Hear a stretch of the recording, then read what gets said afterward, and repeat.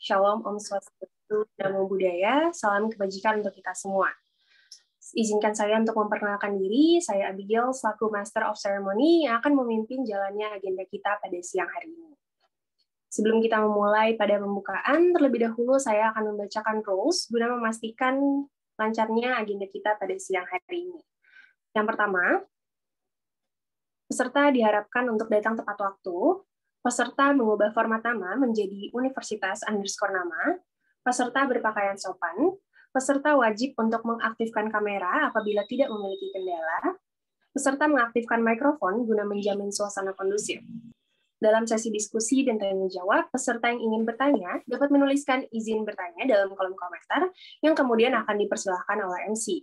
Dan yang terakhir, peserta diharapkan mengikuti rangkaian acara hingga selesai.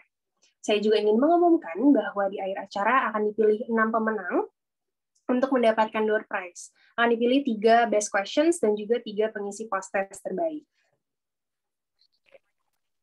Baik, selamat siang teman-teman semua. Saya ucapkan selamat datang di acara dialog sosial.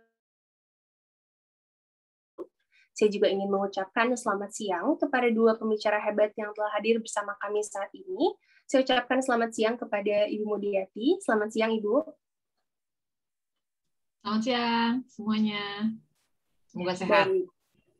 Amin. Saya ucapkan juga selamat siang kepada pembicara kita, Teh Revina Nanda. Selamat siang, Teh Revina.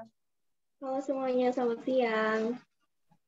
Baik, forum diskusi kita pada siang hari ini memiliki tema sosialisasi partisipasi politik perempuan dalam pemilu. Program ini dilaksanakan oleh kelompok KKN Cabang Jakarta dengan dosen pembimbing Ibu Mudiati. Saya izin untuk menghimbau kembali kepada teman-teman yang belum mengisi link pretest dapat langsung diakses dan diisi dari link yang akan kami cantumkan dalam kolom komentar. Baik, selanjutnya kita akan mendengarkan kata sambutan dari perwakilan KKN Kelompok Jakarta kepada rekan saya Arif Meivio Bahari. Saya persilakan. Assalamualaikum warahmatullahi wabarakatuh. Selamat siang teman-teman semuanya, dan selamat siang Ibu Mudi dan Teh Revina. Pertama-tama mari kita panjatkan puji syukur kepada Tuhan Yang Maha Esa yang telah memberikan nikmat dan kesehatan sehingga kita semua dapat berkumpul bersama pada kesempatan kali ini. Dan sebelumnya juga saya ucapkan terima kasih kepada Ibu Mudi dan Teh Revina yang berkenan untuk menjadi pembicara di acara diskusi ini. Dan tidak lupa juga saya ucapkan terima kasih untuk teman-teman semua yang telah menyempatkan waktunya untuk hadir. Seperti yang telah kita ketahui bahwa hingga saat ini bukanlah suatu hal yang mudah bagi perempuan untuk bisa terlibat aktif dalam aspek-aspek kegiatan politik secara menyeluruh, khususnya dalam pemilihan umum.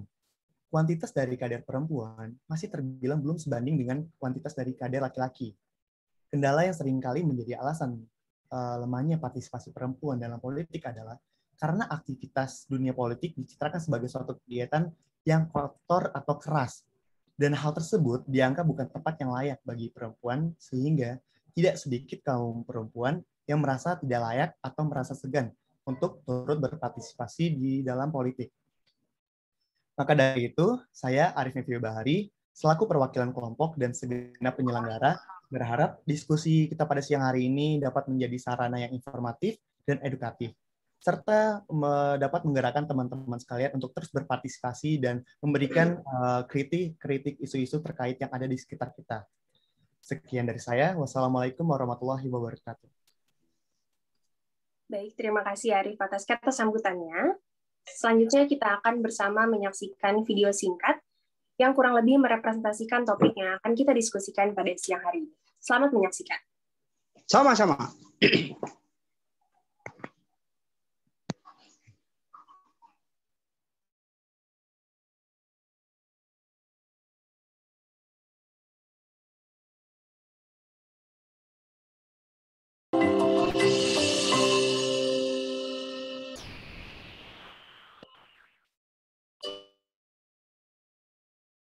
Bicara mengenai politik, dia sering diberikan pandangan atau komentar negatif. Politik dianggap bukan pembicaraan yang cocok bagi kaum perempuan. Dan seringkali pula, politik dan perempuan dianggap tidak berkaitan satu sama lain, bahkan oleh kaum perempuan itu sendiri. Coba bayangin deh, kalau makin banyak perempuan yang turun di kancah politik, hal-hal seperti isu poligami, human trafficking, kekerasan seksual, dan juga kekerasan terhadap anak akan banyak dibahas, sehingga dicariin solusinya. Berarti perempuan kerjaannya nggak cuma curhat dan gosip aja ya? Yuk kita lihat proporsi perempuan di sistem politik Indonesia, khususnya di DPR RI. Permasalahan mengenai perempuan dan anak-anak hanya bisa diatasi jika suara perempuan terwakili di DPR RI.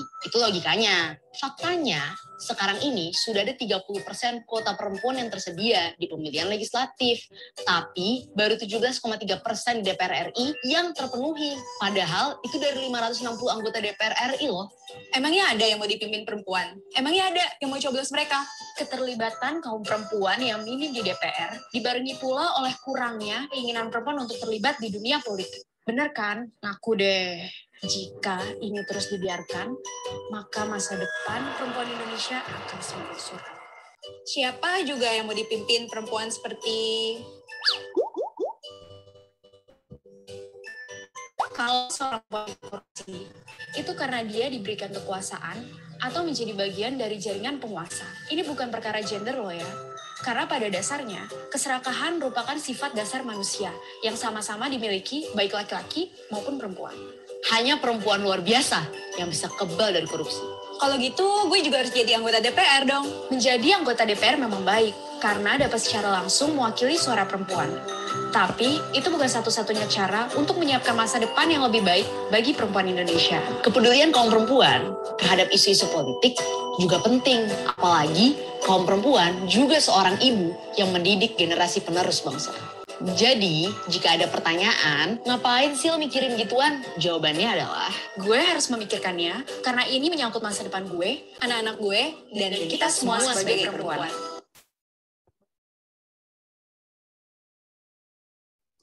Baik, setelah menyaksikan video singkat tersebut, selanjutnya kita akan masuk pada pemaparan materi oleh pembicara 1. Saya akan terlebih dahulu membacakan CV dari Ibu Mudiati. Ibu Mudiati merupakan Ketua Program Magister Ilmu Politik Universitas Pajajaran. Ibu Mudiati menempuh pendidikan S1 di Fisip Unpad dengan fokus studi ilmu pemerintahan. Menempuh pendidikan S2, Master of Arts in Public Policy di Murdoch University, Australia, dan menempuh pendidikan S3 PhD in Asian Studies di University of Western Australia. Ibu Mudiati merupakan sosok yang expert dan ahli dalam bidang kebijakan publik, politik lokal, isu gender, dan juga kepemiluan. Berikut dalam slides dapat terlihat beberapa event yang dihadiri oleh Ibu Mudiati sebagai speakers dan juga presenters, dan juga beberapa publikasi dari Ibu Mudiati.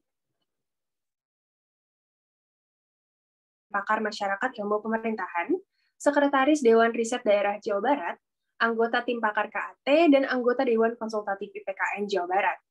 Telah banyak penghargaan yang dinobatkan kepada Ibu Mudiati, seperti Best Paper, Best Speakers dalam International Conference, dan juga berkali-kali dianugerahi sebagai dosen berprestasi Fisip Unpad. Tanpa berlama-lama lagi, kami sambut dan persilahkan Ibu Mudiati. Terima kasih Abigail atas pembukaannya yang luar biasa. Tadi saya menikmati betul videonya ya, keren banget gitu ya. Jadi ini juga sebetulnya akan menjadi substansi dari apa yang akan saya sampaikan. Berapa menit saya punya waktu ini? 25 menit, Ibu. 25 menit, baik. Semoga bisa selesai semua slide-nya. Akan dimulai dengan, jadi yang menayangkan yang di sana ya, bukan saya ya? Iya, Ibu, operator. Oke, siap. Baik. Kita mulai dengan slide yang pertama. Baik, jadi ini adalah isu tadi sebagaimana kita simak dari video betapa pentingnya kehadiran perempuan gitu ya di arena politik. Nah, sesuai dengan temanya bahwa kita akan membicarakan pentingnya perempuan untuk bisa berpartisipasi secara aktif dalam politik.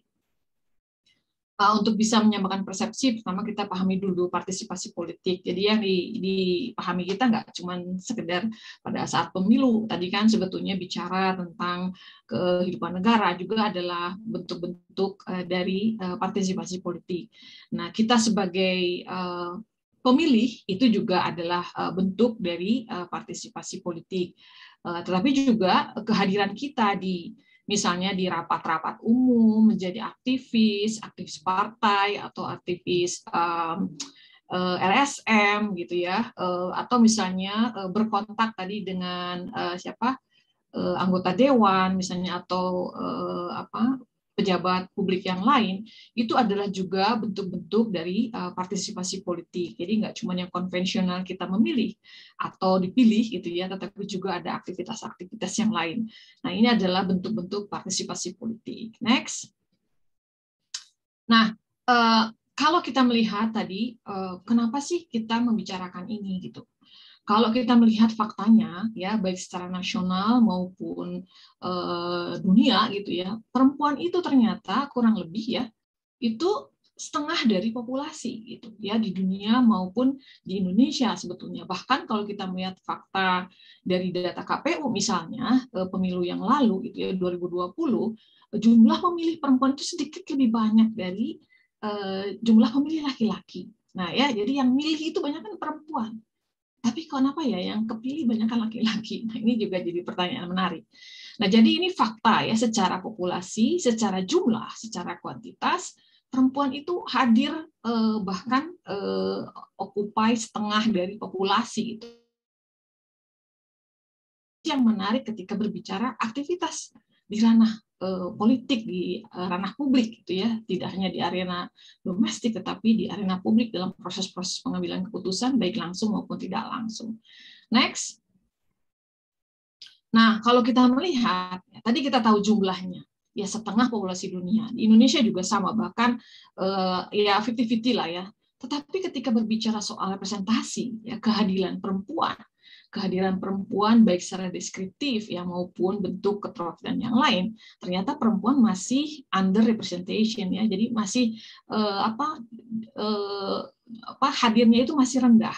Kalau kita melihat gambar ini, ya Indonesia itu warnanya ada sedikit abu-abu biru gitu ya, berarti ada di level 20 sama 30% ya kehadiran perempuan di lembaga-lembaga publik. Tapi ini kita bicara soal legislatif ya, lembaga legislatif.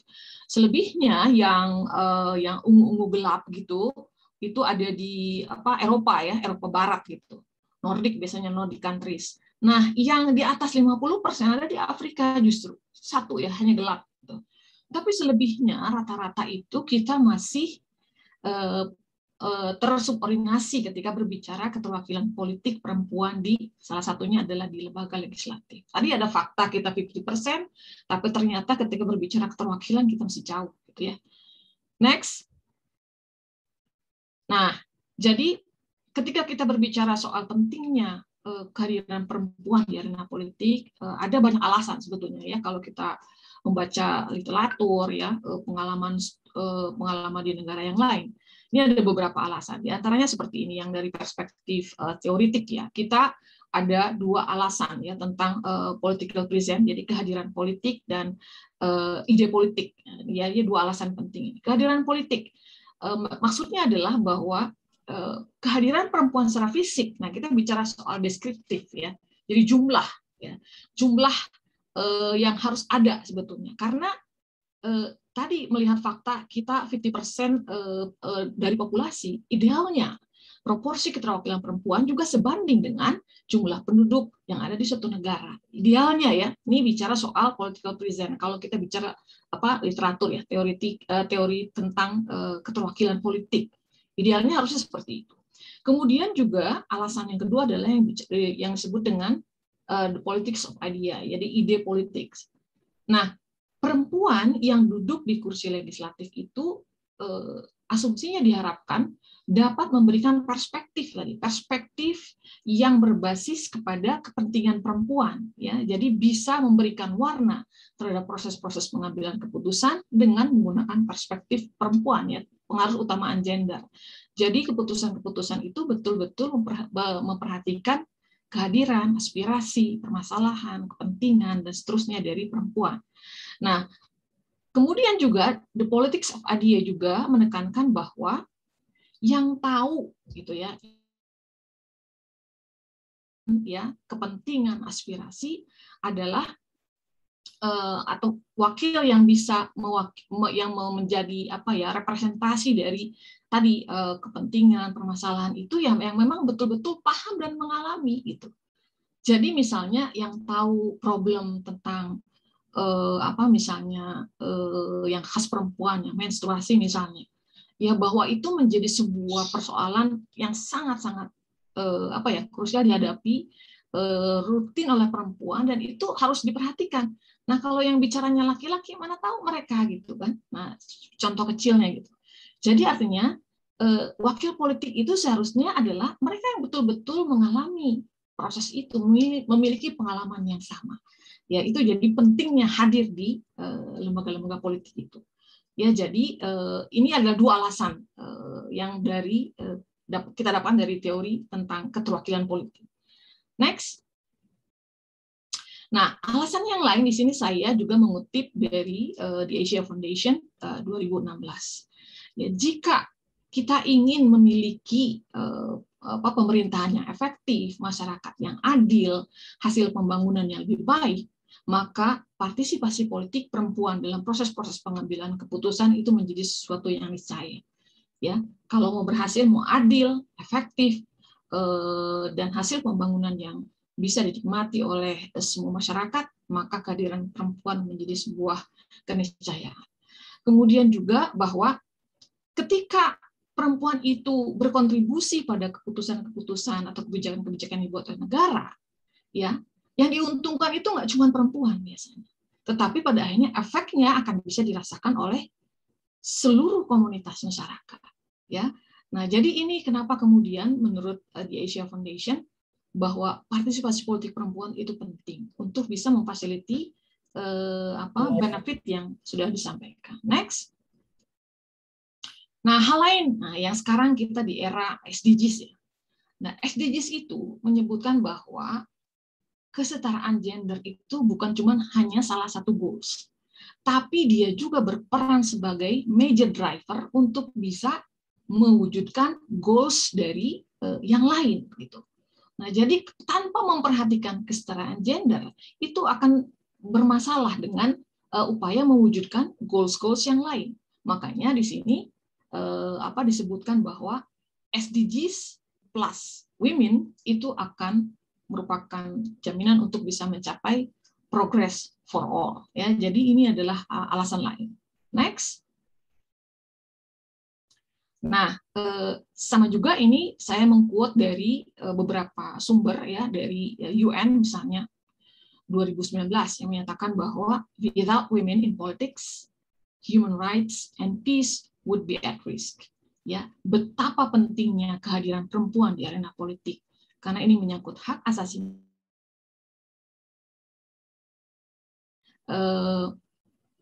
Dalam Deklarasi Internasional Hak Asasi Manusia disebutkan bahwa setiap orang, regardless gender gitu ya, itu punya hak untuk berpartisipasi dalam kehidupan publik dan pengambilan keputusan ya, baik langsung ataupun tidak langsung. Nah, jadi gelap. Oke. Nah, ini juga pada dasarnya menggarisbawahi tentang pentingnya perspektif ya. Perspektif perempuan itu menjadi faktor penting yang perlu dipertimbangkan di dalam setiap proses-proses perumusan kebijakan dan pengambilan keputusan untuk bisa mencapai perubahan yang positif dan efektif. Selanjutnya, next. Nah, kalau ini adalah beberapa konvensi ya yang saya sebutkan ya, konvensi internasional yang kemudian menjadi rujukan banyak negara untuk kemudian menindaklanjuti kebijakan-kebijakan di negaranya masing-masing yang sudah meratifikasi ini untuk kemudian mewujudkan pentingnya kehadiran perempuan di ranah publik gitu ya. Jadi Konvensi Internasional tentang Penghapusan Segala Bentuk Diskriminasi Terhadap Perempuan ini yang diadopsi tahun 79 ini pada intinya menggarisbawahi tentang pentingnya kehadiran perempuan di ranah publik dan untuk menghapus diskriminasi terhadap perempuan dalam berbagai arena gitu ya, politik dan arena yang lain. Nah, termasuk di dalamnya adalah tadi untuk memberikan suara, berpartisipasi di dalam perumusan kebijakan publik, dan berpartisipasi juga di dalam institusi-institusi baik struktural maupun infrastruktur di negara masing-masing gitu. Jadi ini sudah disepakati oleh banyak negara. Next. Nah, yang lainnya ini ada resolusi ya, resolusi dari Dewan Ekonomi dan Sosial dari UN yang merekomendasikan ini ya. Jadi ini soal critical mass. Ya, critical mass itu tadi minimum numbers ya yang perlu ada sehingga dia bisa secara efektif ya, kelompok itu bisa secara efektif mempengaruhi proses-proses pengambilan keputusan. Jadi di bawah ini itu kemungkinan untuk bisa berpengaruh itu akan sulit. Tapi kalau minimal ini terpenuhi, paling tidak bisa ya mempengaruhi proses-proses pengambilan keputusan. Dan ini sudah juga disepakati oleh banyak negara di dunia. Next. Nah, bentuknya saya bilang tadi bisa beragam ya. Jadi selain aktif diharapkan sebagai pemilih ya, jadi suara perempuan itu ngaruh banget gitu. Makanya sangat-sangat didorong perempuan itu juga untuk hadir ketika dia sebagai konstituen atau sebagai pemilih, maupun juga bentuk yang lain dipilih. Nah, ini yang menarik karena ini bicara soal nanti kehadiran perempuan di berbagai lembaga negara, ya, lembaga politik misalnya. Ini juga pada akhirnya akan imbasnya akan sangat luas terhadap kehidupan bernegara. Nah, yang diharapkan ketika dia jadi yang memang bisa mempertimbangkan faktor-faktor objektif ya, seperti misalnya visi dan misi programnya, apakah memang akan bisa memberikan manfaat kepada masyarakat secara keseluruhan atau tidak. Jadi jangan sekedar hadir memilih tapi tanpa kemudian tadi memberikan mempertimbangkan pemikiran-pemikiran yang objektif terkait dengan kandidat yang dipilihnya. Next. Nah, Indonesia seperti yang tadi ya, tadi konvensi internasional, Indonesia juga sebetulnya sudah memiliki dasar hukum yang cukup baik ya, walaupun mungkin tidak perfect seperti harapan banyak aktivis perempuan di Indonesia, tapi ini jaminan konstitusional sudah ada. Jadi Undang-Undang Dasar 1945 merupakan dasar konstitusional untuk perempuan bisa aktif ya, memiliki hak politik yang sama dengan counterpartnya ya, laki-laki. Jadi bisa berpacu dalam berbagai hal ya, dalam aspek kapasitas, kemampuan, kesanggupan, keterampilan gitu ya. Jadi ini adalah dasar konstitusional yang sebetulnya sudah cukup baik memberikan fondasi untuk aktivitas perempuan di ranah politik. Next. Nah, ini terkait dengan critical mass. Jadi Indonesia juga so far sudah cukup baik, walaupun ini perjuangan belum selesai ya. Ada banyak target yang juga diinginkan oleh para aktivis untuk penguatan keterwakilan politik perempuan ya, karena hasil evaluasi penerapan kebijakan yang sudah ada ternyata memang belum maksimal. Nanti kita lihat data-datanya. Nah, ini adalah beberapa regulasi atau undang-undang pemilu yang menjadi dasar menyertakan tadi critical mass 30% keterwakilan perempuan di kepengurusan partai. Ya, jadi ini adalah undang-undangnya. Dari mulai bergulirnya reformasi ada Undang-Undang 399, walaupun belum mandatori ya, masih sifatnya voluntary ya sampai ke 2003. Tapi 2008 sampai 2017 itu kemudian menjadi mandatori ya, harus ya kalau mau ikut serta sebagai peserta pemilu. Jadi syarat ini sudah menjadi wajib. Cukup efektif dalam konteks memenuhi jumlah gitu ya, tapi nanti ada persoalan yang lain. Next. Ini udah ya.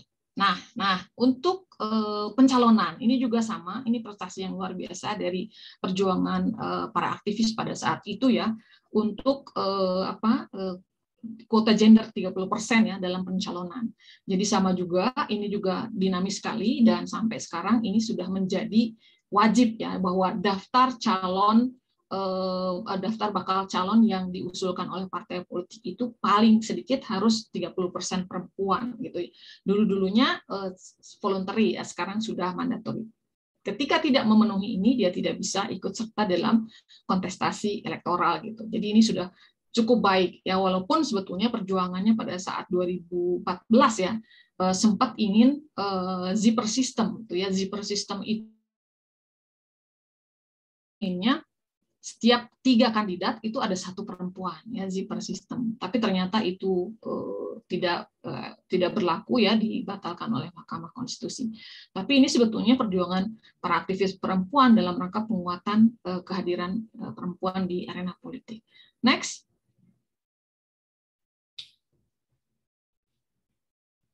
Nah, ini data ya. Kalau kita lihat seberapa efektif sebetulnya tadi kebijakan affirmative action ya, kebijakan kuota gender, affirmative action dalam bentuk kuota gender 30% ini.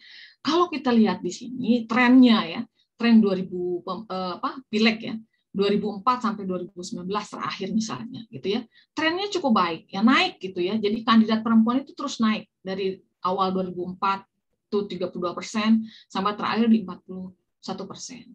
Tapi kalau tingkat keterpilihan ini persoalan lain ya. Kursi juga cukup lumayan agak naik ya, walaupun sempat turun di 2014. Tapi lesson learn-nya dari kebijakan affirmative action ini ternyata gitu ya, kebijakan minimal 30% kandidat itu berhasil memaksa kan gitu ya, memaksa partai untuk patuh. Persoalan kemudian bagaimana kualitasnya itu cerita yang lain, tapi paling tidak secara kuantitas itu sudah cukup memaksa partai politik untuk memunculkan kandidat-kandidat perempuan ini. Nah, jadi ini satu lesson learn yang cukup baik. Tapi next, kalau kita melihat juga ini adalah distribusi masing-masing partai. Kalau kita lihat mana ya paling banyak rata-rata di 30% ya. Tapi kenaikannya rata-rata di 25% ya. Setiap partai besar ini ada P3, PKS, PKB, PAN, Golkar, PDIP dan Demokrat. Yang paling tinggi yang terakhir itu adalah Demokrat ya, dengan 38 sampai 39% dari kandidatnya adalah perempuan. Trennya cukup baik. Next. Nah, ini yang menjadi persoalan ya. Jadi ini masih agak sedih juga. Karena tren keterpilihan perempuan itu termasuk yang agak lambat gitu. Target kita untuk punya 30% masih jauh. Jadi terakhir itu masih di 2019 itu di 20,5%. Ini yang menjadi pertanyaan gitu ya. Kenapa gitu?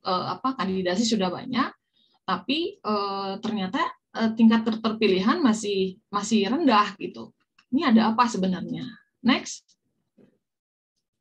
Nah, ini masih jadi PR besar ya. Caleg perempuan bertambah, ya tadi seperti naiknya itu 25%. Tapi keterpilihan masih rendah, ya. Ini kenapa? Ini pertanyaan menarik sebetulnya.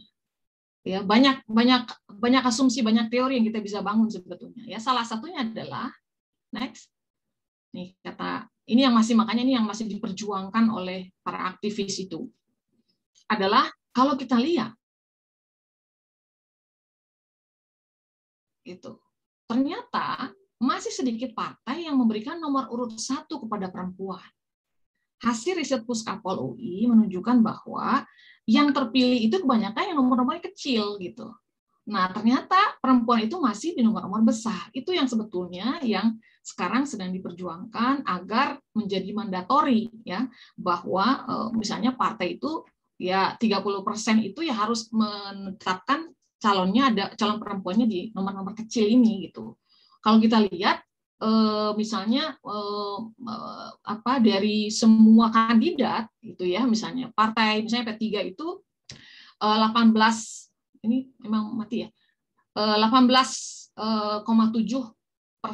baru ditempatkan di nomor kecil gitu. Selebihnya itu masih di nomor-nomor besar. Makanya ini menjadi asumsi yang dibangun oleh para aktivis. Ini salah satu penyebabnya. Karena yang namanya pemilih itu cenderung milih yang nomor-nomor kecil gitu. Nah, ke depan sedang diadvokasi bahwa calon perempuan itu nanti harus bisa menempati nomor urut 1 paling tidak gitu.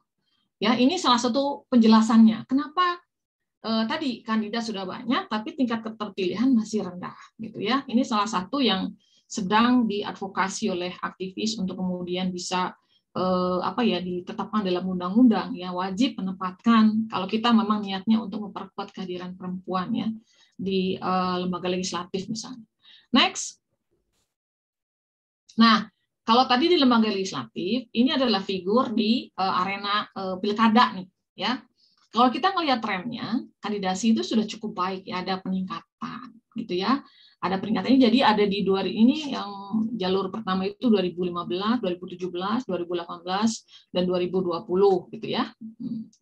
Nah, trennya sudah cukup baik, kandidatnya juga naik gitu ya. Kalau kita lihat misalnya di tahun 2017 itu ada 7,3% kandidat.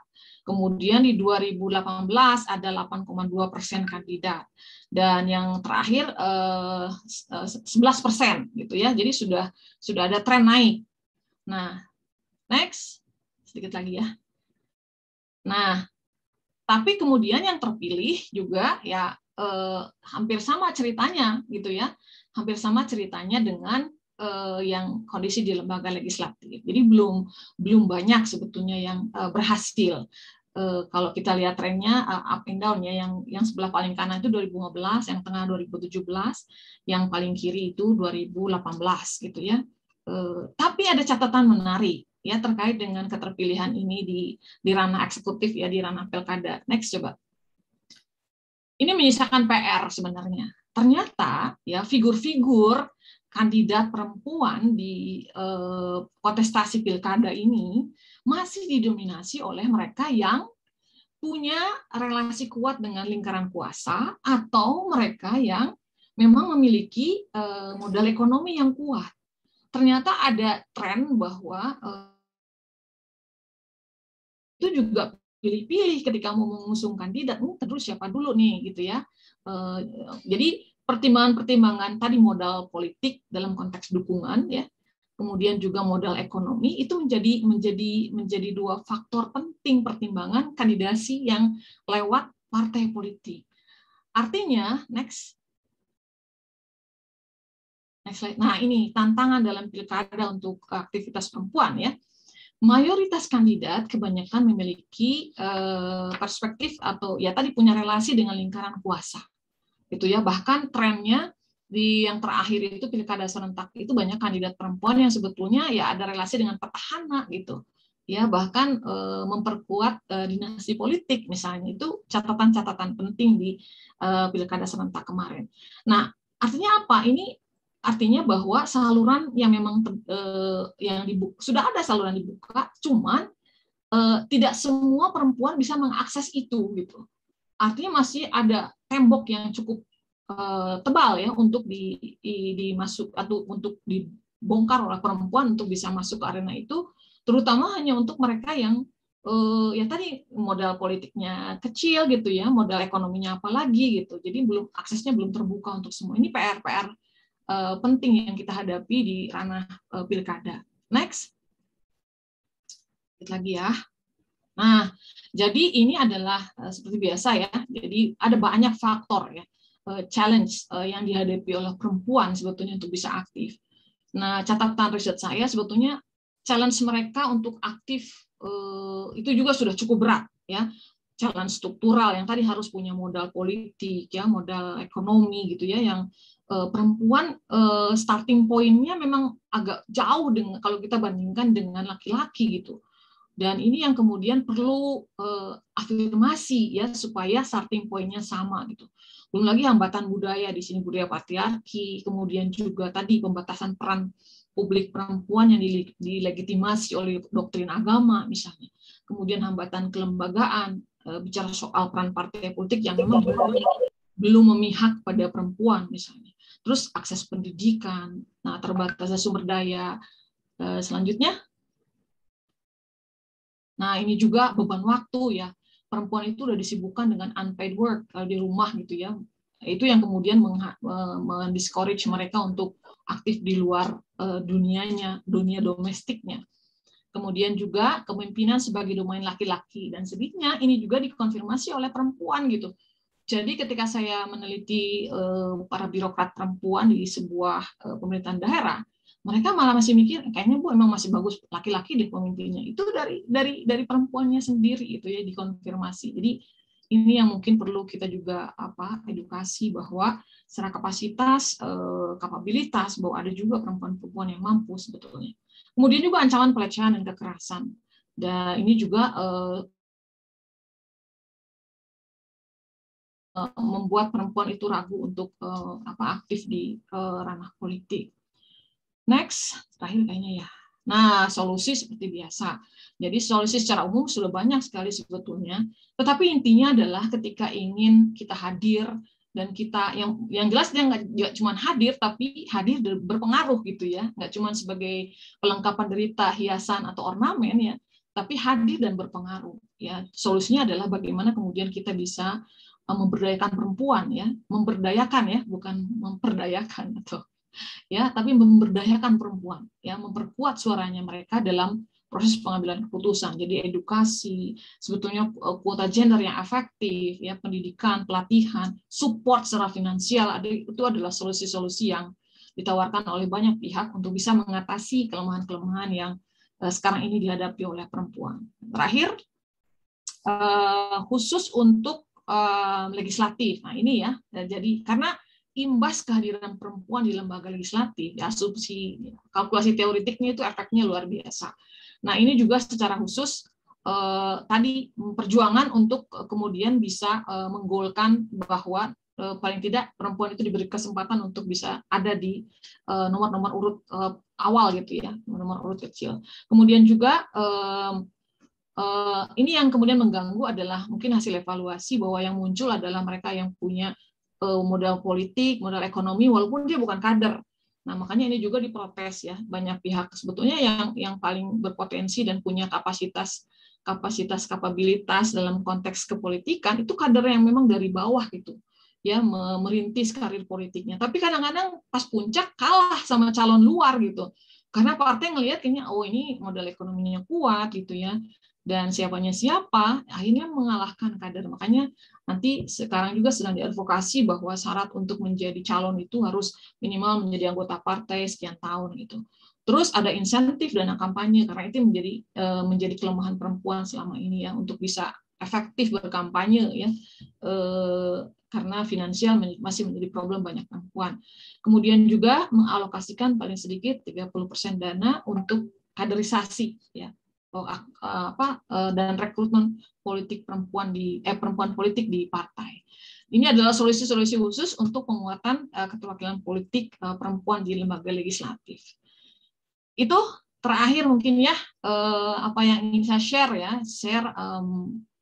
share pemikiran saya terkait dengan perempuan dan partisipasi politik. Saya kembalikan ke Abigail. Terima kasih. Baik, terima kasih banyak Ibu Mudyati atas pemaparan materinya. Mungkin dari teman-teman di sini ada yang sudah ingin bertanya terkait materi Ibu Mudyati, namun dapat disimpan dan dikemukakan nanti saat sesi diskusi. Selanjutnya kita akan terlebih dahulu mendengarkan pemaparan materi dari pembicara 2, yaitu Teh Revina. Namun terlebih dahulu saya akan membacakan CV beliau. Teh Revina merupakan mahasiswi Ilmu Politik Universitas Pajajaran. Teh Revina dan juga hak asasi manusia. Teh Revina memiliki berbagai macam pengalaman, diantaranya menjadi content planner of Suara Perempuan, content writer of Ruang Para Muda, Head of Scientific and Profession Department Ilmu Politik Unpad, Head of Research and Advocacy Girl Up Unpad, dan juga menjabat sebagai Sekretaris Bendahara pada Executive Board Departemen Propaganda dan Aksi Fisik Unpad. Tanpa berlama-lama lagi, kami sambut dan persilahkan Teh Revina Nanda. Terima kasih Teh Abigail. Selamat siang semuanya. Semoga siang ini kita semua diberikan kesehatan dan kelancaran. Sebelum mulai, aku mau perkenalkan diri lagi. Halo semuanya, nama aku Revina. Aku dari Ilmu Politik Angkatan 2019. Murid Bu Mudi juga. Beberapa matkul pernah diajar sama Bu Mudi, jadi senang banget bisa ketemu lagi sama Bu Mudi. Semoga semester depan bisa ketemu lagi di Politik Gender sama Bu Mudi, karena materinya menarik banget. Dan alhamdulillah tahun ini diamanahin menjadi Head of Research and Advocacy Girl Up Unpad tahun 2021, dan hasil dari yang akan aku diskusiin hari ini pun juga merupakan hasil kajian kerjasama antara Girl Up Unpad bersama dengan Himpunan Mahasiswa Ilmu Politik Unpad. Gitu. Boleh. Jadi hari ini aku mau berbagi sedikit, boleh slide pertama dulu? Mau berbagi mengenai menjelajahi dinamika perempuan dan politik. Nah, aku mau mulai dengan mengutarakan quotes dari Alison Davidian mengenai betapa pentingnya sih perempuan tuh diberikan kesempatan untuk akses politik yang adil. Nah, critical part of empowering women is ensuring they have access to political spaces, to leadership, and decision making at the highest level. Boleh next? Nah, nggak Abdul, rasanya kalau misalnya kita ngomongin mengenai partisipasi perempuan atau perempuan dan politik tanpa melihat dulu nih bagaimana kondisi representasi perempuan di Indonesia. Spesifiknya tuh di politik praktis atau politik formal atau politik pemerintahan, yang lebih spesifiknya lagi di legislatif. Berdasarkan jumlah sensus penduduk pada tahun 2020, jumlah penduduk perempuan Indonesia mencapai 133,54 juta atau 49,42% dari seluruh jumlah penduduk Republik Indonesia. Namun kenyataannya pada periode 2019 sampai 2024, keterwakilan perempuan di parlemen hanya berjumlah 118 orang dari 575 kursi di DPR, yang artinya keterwakilan perempuan ini belum mencapai 30% dari seluruh kursi di DPR. Tadi udah dijelaskan juga sama Bu Mudi kalau keterwakilan perempuan di DPR tuh saat ini hanya 20,5%. Tapi sedihnya ini tuh merupakan partisipasi paling tinggi nih dari pemilu-pemilu sebelumnya dari tahun 1955 gitu. Nah, menurut Budiatri dan penelitiannya yang berjudul Perbandingan Peran dan Kinerja Anggota Legislatif Laki-laki dan Perempuan dalam Proses Legislasi Undang-Undang Reposisi Gender, menyatakan bahwa terdapat temuan kinerja yang berbeda antara anggota legislatif laki-laki dan perempuan dalam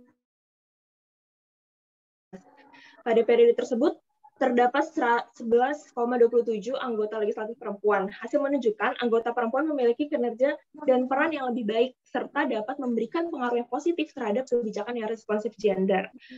Sesuai dengan hasil penelitian yang sudah dijelaskan, keterwakilan perempuan dapat memiliki pengaruh baik yang cukup signifikan, serta dapat mendorong kebijakan responsif gender dengan memiliki fokus terhadap isu perempuan. Terbukti pada saat itu tuh 62,9% anggota legislatif perempuan memiliki fokus terhadap isu gender, sedangkan laki-laki yang memiliki fokus terhadap isu gender ini tuh cuma 1,44% saja. Gitu. Boleh next.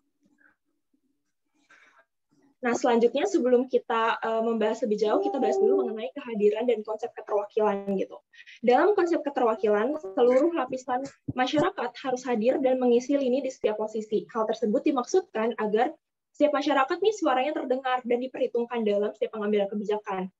Kenyataan keterwakilan perempuan dalam DPR yang belum maksimal menyebabkan keputusan dan pengambilan kebijakan tuh diskriminatif dan tidak pro terhadap kepentingan perempuan gitu.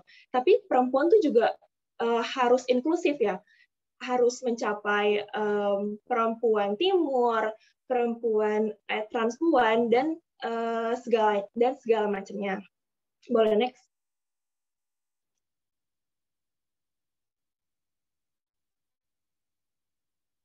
Nah, tadi udah dijelasin juga sebenarnya sama Bu Mudi. Sebenarnya apa sih alasan kok keterpilihan perempuan tuh sangat rendah gitu, dan kemauan perempuan untuk berpartisipasi dalam politik tuh sangat rendah gitu. Di sini ada beberapa alasan yang menurut aku sendiri tuh banyak banget berpengaruh dalam faktor tersebut. Yang pertama ada stigmatisasi perempuan. Adanya stigma negatif tentang perempuan sebagai secondary creation atau makhluk sekunder, terus dilanggengkan nih oleh lingkaran masyarakat yang memperlakukan perempuan sebagai hanya pemelihara tugas domestik. Ketika hal tersebut bukanlah sifat alamiah perempuan, tetapi sifat yang dilahirkan oleh sistem patriarki. Menyebabkan perempuan secara kultural terus dikesampingkan, mendapatkan pengukuran atas sifat dasar keperempuanan yang akhirnya membentuk penjara-penjara kecil bagi perempuan dari wilayah domestik sampai publik. Nggak cuma di bidang politik doang, di bidang aspek kehidupan sehari-hari pun, kalau misalnya perempuan tidak mengikuti standar masyarakat, perempuan akan seakan-akan kehilangan keperempuanannya. Padahal seperti manusia pada umumnya, seperti laki-laki, perempuan memiliki pilihan dan hak untuk menentukan nasibnya sendiri. Gitu. Nah, selanjutnya, boleh next. Selanjutnya, hal lain yang menjadikan perempuan bukan malas, tapi tidak dapat berpartisipasi lebih baik dalam politik dan juga mempengaruhi keterpilihan perempuan, yaitu dari pendidikan. Menurut data BPS RI tahun 2018, rata-rata perempuan di Indonesia hanya mendapat perempuan bersekolah hanya 8,26 tahun. Rata-rata lama sekolah perempuan usia 15 tahun tersebut masih lebih rendah daripada laki-laki, yaitu 8,9 tahun atau kelas 3 SMP. Sedangkan presentasi pendidikan laki-laki masing-masing 32,53% dan 37,70%. Terdapat selisih sekitar 10% nih. Mungkin di sini nganggapnya, oh selisihnya cuma 10%, nggak terlalu banyak. Tapi kalau misalnya kita perhitungkan secara kasar ya, terdapat 10,2 juta perempuan lebih banyak dibandingkan laki-laki yang tidak mendapatkan kesempatan untuk sekedar maju atau mencalonkan dirinya menjadi anggota legislatif karena tidak memenuhi persyaratan pendidikan nasional. Nggak cuma tingkat pendidikan, tapi juga buta huruf. Data survei Sosial Ekonomi Indonesia pada Maret 2018 menampilkan fakta bahwa kemampuan membaca dan menulis perempuan Indonesia masih lebih rendah dibandingkan laki-laki. Sebanyak 93,99% perempuan usia di atas 15 tahun mampu membaca dan menulis huruf Latin, Arab, dan lainnya. Sedangkan presentasi laki-laki lebih tinggi, yaitu 97,3%. Nah, kemampuan literasi itu sangat berpengaruh pada bagaimana perempuan bisa mengambil dan mendapatkan peran lebih baik dalam melaksanakan kewajiban dan mengklaim haknya sebagai warga negara Indonesia. Nah, hal tersebut tuh diperparah sama wacana mengenai naiknya syarat pendidikan minimal bagi bakal calon anggota legislatif dalam revisi Undang-Undang Pemilu Pasal 182, calon presiden, wakil presiden, anggota DPR, anggota DPD, gubernur, wakil gubernur, anggota DPRD provinsi, bupati, wakil bupati, wali kota, dan wakil wali kota, serta DPRD kabupaten kota harus memenuhi persyaratan berpendidikan paling rendah lulusan pendidikan tinggi atau sederajat. Nah, kalau misalnya di sini kalian masih bingung, kenapa sih pendidikan tuh sangat-sangat penting gitu? Ada suatu quotes dari Condoleezza Rice. Dia menyebutkan bahwa education is transformational. It really changes life. That is why people work so hard to become educated. And that is why education has always been the key to American dream. The force that erase arbitrary division of race, class, and culture and unlocks every person God-given potential.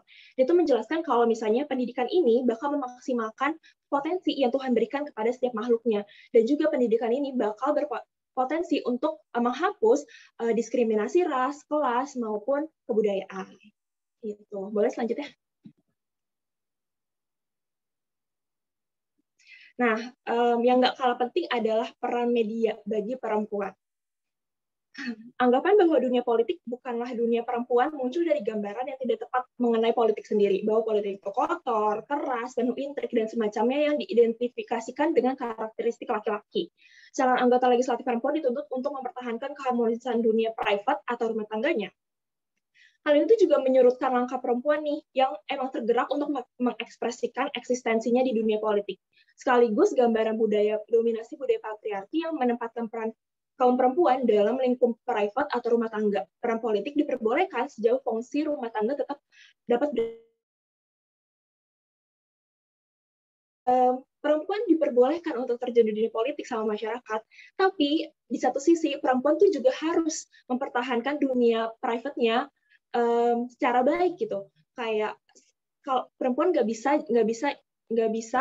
berpartisipasi aktif dalam politik tanpa disorot nih kehidupan rumah tangga atau kehidupan private-nya.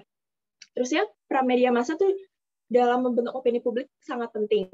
Pers seringkali disebut sebagai kekuatan atau pilar keempat dalam kehidupan sosial, politik, dan demokrasi. Nah, garapan media yang ditampilkan untuk konsumsi masyarakat melahirkan opini publik yang berperan penting dalam komunikasi dan cita perempuan. Media massa memiliki posisi yang sangat-sangat strategis, terutama dengan kemampuannya sebagai sarana legitimasi dan juga delegitimasi terhadap kekuasaan. Tapi sayangnya masih banyak nih media yang memilih untuk memberitakan hal yang tidak berhubungan dengan karir politik, caleg perempuan, atau berita di luar konteks. Semisal baju atau aksesoris yang dikenakan, paket bantuan yang diberikan, bahkan tak jarang membicarakan tentang potongan atau gaya rambut si caleg perempuan. Kayak berita yang di sini nih. Misalnya, foto caleg perempuan lebih ribet ketimbang pria, atau terlalu cantik, foto calon wali kota Depok ini jadi sorotan, atau melihat penampilan Krisdayanti jelang dilantik jadi anggota DPR, gitu. Nah, ketika hal-hal yang substansial mengenai kapasitas caleg perempuan seperti visi misi, pandangannya terhadap isu-isu politik, sosial, ekonomi, terutama yang langsung berkaitan nih sama perempuan, serta program-program sebagai calon politisi itu luput diberitakan oleh media massa, gitu. Dengan demikian, politikus perempuan yang tersorot secara benar dan tanpa bias, tanpa mengutamakan 3 citra, fisik, popularitas, dan konflik, secara positif memberikan kesan bahwa peran perempuan dalam politik adalah inferior, sehingga berimbas pada kepercayaan diri kandidat perempuan dan mempengaruhi pilihan pemilih. Akhirnya seperti efek domino juga nih, perempuan pun kembali merasa terdiskriminasi dan pencalonan yang menyebabkan perempuan tetap menjadi pihak yang kurang terwakili dalam politik. Gitu. Nah, boleh slide selanjutnya. Nah, kenapa sih perempuan harus memilih gitu? Sebelum kita mulai, foto perempuan-perempuan di sebelah kiri, mungkin mau sedikit mention mereka, mau berterima kasih kepada mereka karena sudah memperjuangkan hak-hak mereka dan hak-hak kita semua sampai kita bisa di sini ikut dalam pemilihan, berpartisipasi dalam pemilihan, dan juga bisa merasakan bangku pendidikan, itu karena gerakan politik dari perempuan-perempuan hebat juga. Nah, balik lagi ke topik, data pemilih tetap pada tahun 2019 menunjukkan bahwa pemilih perempuan lebih banyak daripada pemilih laki-laki. Setidaknya pemilih perempuan itu mencapai 92.929.422 orang atau sekitar 50,6% dari total pemilu. Dari total pemilih. Nah, ini tuh memperlihatkan bahwa bakal banyak nih isu-isu perempuan yang dipolitisasi dalam pemilu 2019 gitu. Nah, sebenarnya kenapa sih perempuan itu harus ikut memilih? Karena perumusan kepentingan berupa diskriminasi, ketidakadilan, dan ketidaksetaraan yang dialami perempuan dalam kehidupan sehari-harinya. Itulah kenapa perspektif perempuan dalam berbagai pengambilan keputusan dan kebijakan itu tuh sangat berpengaruh. Karena dengan perspektif kita nih yang pernah mengalami diskriminasi gender, ketidakadilan, atau ketidaksetaraan, kesempatan yang diberikan itu tuh bakal berpengaruh bukan cuma kita tapi untuk perempuan-perempuan lainnya gitu. Boleh di next. Nah, untuk peran perempuan dalam politik tadi juga udah dijelaskan sama Bu Mudi, tapi mungkin ini secara lebih singkat aja. Dalam working paper yang berjudul Female Political Representation and Substantive menyebutkan bahwa partisipasi perempuan ini dapat mendorong kebijakan positif berkaitan dengan isu-isu perempuan. Gitu. Nah, data menunjukkan bahwa terdapat hubungan antara peningkatan representasi perempuan dengan kecenderungan anggota legislatif perempuan untuk memperkenalkan atau memprioritaskan kebijakan yang berkaitan dengan isu perempuan. Isu-isu gender, diantaranya kesehatan reproduksi, maupun mengenai peran gender tradisional seperti hukum mengenai tunjangan anak atau bantuan untuk keluarga, itu tuh dapat diperjuangkan. Dan menurut Kanter, ketika keterwakilan perempuan di parlemen kurang dari 15%, maka mereka cenderung menghindari penanganan isu gender. Tapi kalau misalnya keterwakilan mereka lebih besar dari 15%, maka kemungkinan mereka untuk membentuk aliansi dan memprioritaskan pembahasan isu gender di agenda kerja seperti di Jerman, keterwakilan perempuan lebih dari 30% berpengaruh positif terhadap proses pembuatan kebijakan. Dan proses pembuatan kebijakan ini tuh juga sangat berpengaruh sama kebijakan tentang kesehatan. Karena selama ini kalau misalnya kita membahas mengenai kesehatan perempuan, pasti yang dibahas hanya kesehatan reproduksi. Sedangkan perempuan tuh lebih besar daripada sekadar hal-hal yang berhubungan dengan reproduksi gitu. Nah, selanjutnya mengenai peran politik bagi perempuan, boleh selanjutnya.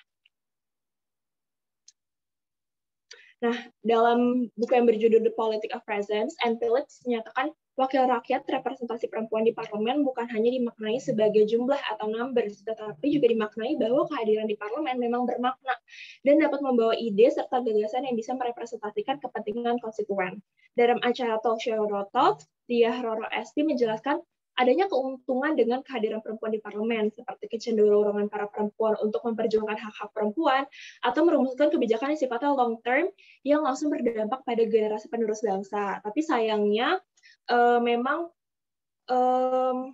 keterwakilan perempuan di legislatif Indonesia tuh belum dibarengi dengan kualitas perempuannya gitu. Masih banyak partai politik yang sengaja merekrut perempuan-perempuan yang terkenal atau memiliki hubungan dengan aktor lain dan segala macam. Karena benar tadi kata Bu Budi, pada tahun 2019 pun sumber daya kampanye yang berasal dari sumbangan partai politik itu hanya 13,7%, atau setara dengan 315 miliar dari total keseluruhan penerimaan daya kampanye. Sisa 86,3%. Jadi nggak heran bahwa partai politik lebih memilih untuk merekrut perempuan-perempuan yang emang sudah memiliki modal politik, dan hal tersebut menjadi diskriminatif bagi perempuan-perempuan yang emang berkualitas dan emang berniat untuk memperjuangkan hak-hak dirinya dan hak-hak perempuan-perempuan lain gitu. Boleh next. Oke, ini yang terakhir. Jadi terima kasih lagi kepada panitia yang sudah mengundang Girl Up untuk hadir di acara ini. Sedikit ditutup dengan quotes, yaitu real change and enduring change happen one step at a time. Jadi meskipun keterwakilan perempuan dan partisipasi perempuan perlahan-lahan, semoga ini menjadi tahapan yang baik bagi diangkatnya isu-isu kesetaraan gender dan diskriminasi terhadap perempuan. Terima kasih. Dikembalikan kepada MC. Baik, terima kasih banyak Teh Revina atas pemaparan materinya. Teman-teman, setelah kita mendengarkan materi yang sangat insightful dari Ibu Mudiati dan Teh Revina, sampailah kita pada forum diskusi. Jadi bagi teman-teman untuk yang ingin bertanya, menyampaikan pendapatnya, memberikan aspirasinya, dapat langsung menuliskan di kolom komentar izin bertanya maupun disertai dengan pertanyaannya. Mungkin sebelumnya aku ada pertanyaan terlebih dahulu nih, sembari menunggu teman-teman yang lain bertanya kepada Teh Revina dulu. Mungkin beberapa di sini banyak yang belum familiar apa sih itu Girl Up Unpad, dan karena audiens juga tidak semuanya dari Unpad, boleh dijelaskan secara singkat mungkin apa fokus dari Girl Up Unpad dan bagaimana Teh Revina sebagai Head of Researcher dan Advokasi ya, betul mengadvokasikan terkait isu-isu seperti ini, mungkin yang dapat jadi inspirasi bagi teman-teman audiens untuk berkontribusi juga nih dalam hal-hal serupa. Silahkan. Oke, terima kasih Teh. Jadi Girl Up Unpad itu sebenarnya merupakan organisasi yang merupakan turunan langsung dari PBB atau dari UN, bagian dari UN Campaign yang berfokus pada kesetaraan gender dan pemberdayaan perempuan. Nah, dari Girl Up Unpad ini merupakan bawahan lagi, atau bukan bawahan, tapi dikepalai oleh Girl Up Regional atau Girl Up Indonesia gitu. Nah, sebenarnya fokus isu apa sih yang dibahas sama Girl Up Unpad? Kita punya dua fokus isu yang tadi udah dijelaskan, kesetaraan gender sama pemberdayaan perempuan. Jadi beberapa topik-topik yang sering kita angkat adalah mengenai kekerasan seksual, terus juga mengenai partisipasi perempuan dalam politik dan isu-isu lainnya. Nah, kalau misalnya untuk departemen aku sendiri, riset dan advokasi, risetnya itu bakal berhubungan sama kajian kayak yang diselenggarakan sama Himpunan Mahasiswa Ilmu Politik, terus juga mengenai konten-konten yang bisa dicek di Girl Up Unpad, di Instagram Girl Up Unpad, terus juga mengenai riset media partner, dan juga kita kalau misalnya di bagian advokasi, kita lebih fokus pada advokasi kekerasan seksual ya, untuk advokasi kekerasan seksual secara nasional maupun tingkat kampus gitu. Kayak kita mau membangun aliansi bareng BEM FISIP juga, BEM FH juga untuk aliansi kekerasan seksual. Evaluasi lagi nih, sampai di mana sih peraturan rektor tentang kekerasan seksual itu efektif dalam menangani berbagai kasus kekerasan seksual yang terjadi di kampus. Apalagi sekarang kan online ya, banyak kekerasan berbasis gender online, dan apakah peraturan rektor tersebut tuh bisa untuk menangani KBGO gitu sih Teh. Oke, baik. Terima kasih banyak Teh Revina atas penjelasannya. Mungkin sedikit banyak menjelaskan juga kepada teman-teman yang tadi juga kepo Girl Up Unpad itu apa sih. Mungkin aku langsung aja membacakan pertanyaan dari kolom komentar. Ini ada pertanyaan pertama dari Muhammad Miftahul Huda dari STIA Cimahi. Mohon izin bertanya, Bu, mungkin ini kepada Ibu Mudiati. Dengan analisa pribadi saya dengan konteks bentuk partisipasi perempuan dalam dunia politik, apakah bisa menjadi kepercayaan masyarakat di wilayahnya karena berbagai kultur wilayah di pedesaan atau perkotaan dengan pemimpin perempuan seringkali disangkut pautkan dengan wilayah keagamaan yang memberikan fatwa perempuan kurang menarik menjadi pemimpin di wilayah yang kental pesantren atau keagamaan. Bagaimana caranya untuk mematahkan fatwa yang diberikan oleh beberapa forum ulama di wilayah tersebut? Mungkin dapat dijawab. Langsung dijawab ini? Iya, Ibu. Oke. Baik, terima kasih Mas Miftahul Huda ya. Ini pertanyaan menarik dan datang dari laki-laki gitu ya. Ini terima kasih sudah hadir. Ini saya kalau boleh cerita ya. Saya riset di Cirebon. Cirebon itu kental budaya pesantrennya ya. Pada saat Pileg 2000 berapa ya? 2014 atau berapa ya? Sebelum 2019 lah ya. Jadi ada satu desa yang sangat-sangat kuat tradisi pesantrennya, gitu ya. ya dominan lah gitu ya, di situ kaum alim ulama gitu ya, pesantrennya. Ada satu fenomena menarik di situ ya. Satu kandidat perempuan baru pertama kali ikut kontestasi elektoral gitu ya. Dia background-nya adalah sebelumnya beautician, punya salon gitu ya. Jadi nggak punya background politik. Tapi yang menariknya adalah dia menang di situ, di daerah itu, ya, bahkan mengalahkan yang sekarang jadi wali kota Cirebon, ya, satu kandidat yang di tempat yang lain dia menang, tapi dia menang seperti istilahnya landslide ya, jadi mungkin 90% lah ya, menang. Itu kan fenomena menarik, ya. Jadi buat saya ini cerita yang luar biasa ketika kemudian orang cenderung bahwa agama, terkadang doktrin agama menjadi sebuah challenge yang cukup berat yang dihadapi oleh perempuan untuk kemudian bisa muncul dan leading di ranah politik itu. Tapi fenomena ini menjadi menarik ketika ternyata si ibu ini ya baru pertama tapi langsung menang landslide di daerah yang sangat kuat tradisi Islamnya. Dan ternyata itu didukung oleh siapa? Oleh pemimpin pesantrennya. Kenapa si ibu itu bisa menang? Saya nanya sama si ibu-ibu, Bu, itu gimana bisa cerita menang di tempat ibu itu, bahkan mengalahkan kandidat yang dapat suara terbanyak, tapi di daerah itu dia kalah oleh si ibu itu. Dan ternyata itu ada dukungan dari kaum kiainya di situ. Nah, artinya bahwa sebetulnya ini tidak semua juga ya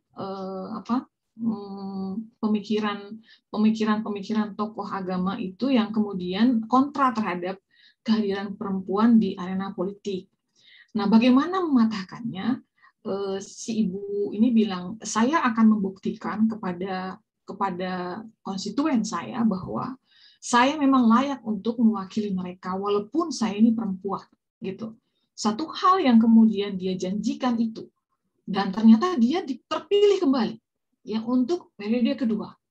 Jadi menurut saya satu aspek yang kemudian perlu untuk bisa mengikis ya, itu dari kan mengikis stigma negatif tentang perempuan dari perspektif culture seperti itu adalah dengan membuktikan kapasitas dia sebagai ya misalnya dalam kasus ini sebagai politisi gitu, dan ternyata dia mampu dan masyarakat percaya betul sama dia, ya terbuktikan ketika kemudian dia bisa terpilih kembali. Itu satu.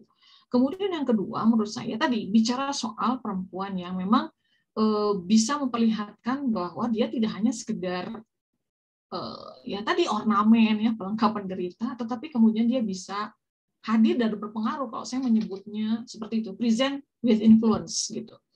Nah, untuk bisa present with influence itu adalah dia harus memiliki kapasitas.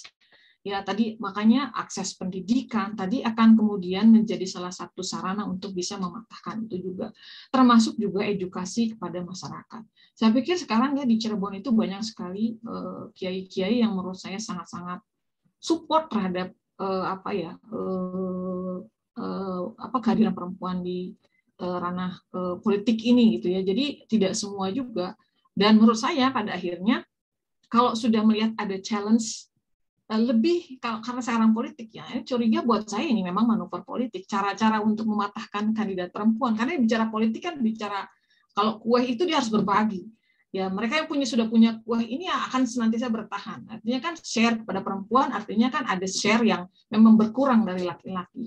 Kalau saya melihatnya justru itu malah jadikan sebagai manuver untuk bisa mengcounter potensi kemenangan perempuan, ya munculkanlah isu itu. Itu juga buat saya ya ada sisi itunya juga gitu ya. Jadi menurut saya tadi akses pendidikan ya, pemahaman kepada konstituen nggak cuma laki-laki tidak hanya perempuan ya, tapi juga laki-laki, bahwa perempuan juga punya potensi yang sama, punya kapasitas yang sama untuk berkontribusi positif dalam proses-proses politik pemerintahan. Gitu mungkin Mas Miftahul Huda ya, pertanyaan cukup bagus, Dan case by case menurut saya akan berbeda, tapi pengalaman saya menunjukkan bahwa memang masih ada tadi justifikasi agama untuk mengcounter kehadiran kepemimpinan perempuan misalnya. Tetapi kalau saya sih melihatnya ya that's politics gitu ya, bisa jadi strategi juga untuk berkontestasi pada akhirnya dimunculkan isu seperti itu. Gitu Mas Miftah. Yang udah tidak. Baik, terima kasih banyak Ibu Mulyati atas catatannya. Mungkin saya anggap sudah dijawab dari Pak Miftahul. Selanjutnya saya akan membacakan pertanyaan kedua, datang dari Tiara Fazrin dari Universitas Pajajaran. Bagaimana tanggapan Ibu dan Teh Revina tentang istilah terlalu membanggakan perempuan atau overfeminism, yang dalam forum sosialisasi ini beberapa poin menyampaikan bahwa pengaruh perempuan untuk berpartisipasi memang sangat penting, sehingga terkadang muncul istilah tersebut di kalangan masyarakat. Mungkin dari Teh Revina boleh dijawab terlebih dahulu. Oke, terima kasih Tiara atas pertanyaannya. Pertama-tama, mungkin anggapan bahwa feminis itu bad word atau kalimat-kalimat kata yang harus dihindarin, itu yang awalnya menjadi stigma negatif bagi feminis itu sendiri. Dan perlu diketahui juga kalau feminis itu banyak macamnya dan banyak alirannya, ada feminis kapital, ada feminis sosialis, dan segala macam gitu. Jadi penting untuk tidak mengeneralisasi kalau misalnya kita mendengar kata feminis. Terusnya aku sendiri, aku nggak pernah melabelkan diri aku sebagai feminis. Aku paham sama pemberdayaan perempuan, aku selalu membela tentang kesetaraan gender segala macam, tapi mungkin aku orangnya tidak terlalu suka melabelkan diri aku gitu. Tapi kalau misalnya dari aku pribadi, aku nggak pernah ada permasalahan kalau misalnya ada orang yang dianggap over feminis atau terlalu memperjuangkan hak perempuan. Mungkin it's a good thing nggak sih kalau misalnya kita sangat-sangat menggebu-gebu untuk memperjuangkan kesetaraan gender, karena itu merupakan hak bagi kita semua, hak bagi perempuan untuk mendapatkan kesetaraan gitu. Dan mungkin kalau misalnya over feminis sebagai kata-kata yang negatif gitu, karena anggapan bahwa feminis itu menuntut perempuan untuk mengesampingkan peran domestiknya atau menghardik perempuan-perempuan yang memilih untuk ya udah memainkan peran tradisionalnya dan emang berfokus pada peran domestiknya. Padahal sebenarnya feminis itu yang satu hal yang di-encourage dari semua perbedaan feminis, tapi ada satu hal yang sama adalah men-encourage perempuan untuk menentukan sendiri pilihan hidupnya sih. Jadi kalau misalnya over feminis dalam arti sangat-sangat mendorong perempuan untuk membebaskan diri dari segala stigma masyarakat, membebaskan diri dari segala kungkuhan budaya yang mendiskriminasi dirinya, aku sih nggak pernah ada masalah sih. Justru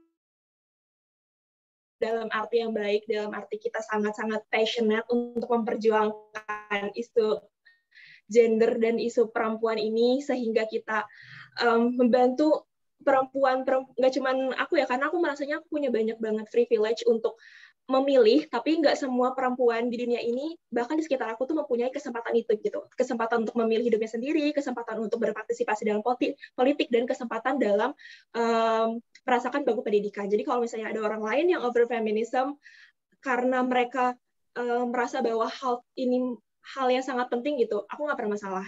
Jadi aku selalu ngedukung apapun yang perempuan pilih untuk hidupnya sendiri. Terima kasih Tiara pertanyaannya. Baik, berarti lebih ke bagaimana kita melihat frasa tersebut dari konteks yang positif ya Teh ya. Lebih ke oke, perempuan yang benar memperjuangkan haknya, memperjuangkan masa depannya, jadi bukan dilihat dari stigma-stigma negatifnya. Baik, mungkin boleh Ibu Mulyati ditanggapi pertanyaannya. Baik, terima kasih Mbak Tiara ya. Saya sepakat dengan apa yang sudah disampaikan oleh Revina gitu. Tapi kalau saya melihatnya ini respon ini eksis gitu ya, yang melihat bahwa ketika kemudian ada campaign pentingnya perempuan berpartisipasi di arena politik itu dipandang sebagai tadi ya over feminism. Tapi menurut saya sih sebenarnya adalah pesannya adalah bahwa kita memang perlu hadir. Itu nggak cuma omongan saja. Banyak kajian yang sudah membuktikan bahwa kehadiran perempuan itu yang memang penting gitu. Ya, banyak sekali studi yang membuktikan bahwa ketika perempuan itu inferior gitu ya, inferior posisinya, banyak sekali masalah-masalah masyarakat yang kemudian timbul. Ya, di India ada studi, saya lupa ya studi siapa. Tapi ya tadi misalnya di India misalnya ada studi yang mengatakan bahwa ketika kemudian perempuan itu tersubordinasi gitu ya, itu banyak sekali persoalan-persoalan masyarakat yang kemudian terjadi ya, yang dihadapi dari mulai kekerasan seksual sampai kepada pada ini secara keseluruhan pada isu tentang kesejahteraan. Dan studi-studi banyak mengkonfirmasi itu. Makanya kampanyenya adalah bahwa perempuan itu hadir, perlu hadir gitu ya, untuk kemudian terlibat langsung ataupun tidak langsung di dalam arena-arena pengambilan keputusan, proses perumusan kebijakan. Karena perspektif perempuan di situ akan terakomodasi, terfasilitasi kalau memang ada yang memperjuangkannya. Ya, dengan seperti itu tadi apa ya, jargon bahwa kalau perempuan itu aktif, yang untung itu ya semuanya. Nah, itu nggak cuma sekedar jargon sebetulnya, tapi banyak studi yang kemudian mengkonfirmasi itu. Makanya perlulah itu kehadiran perempuan. Nah, tapi ketika kemudian ada respon tentang over feminism, buat saya sih wajar ya, karena buat saya kembali kalau orang politik ini ngelihatnya udah mungkin it's kind of threat gitu. Karena bisa mengancam posisi dia karena dia harus berbagi dengan perempuan misalnya seperti itu. Gitu ya Mbak Tiara.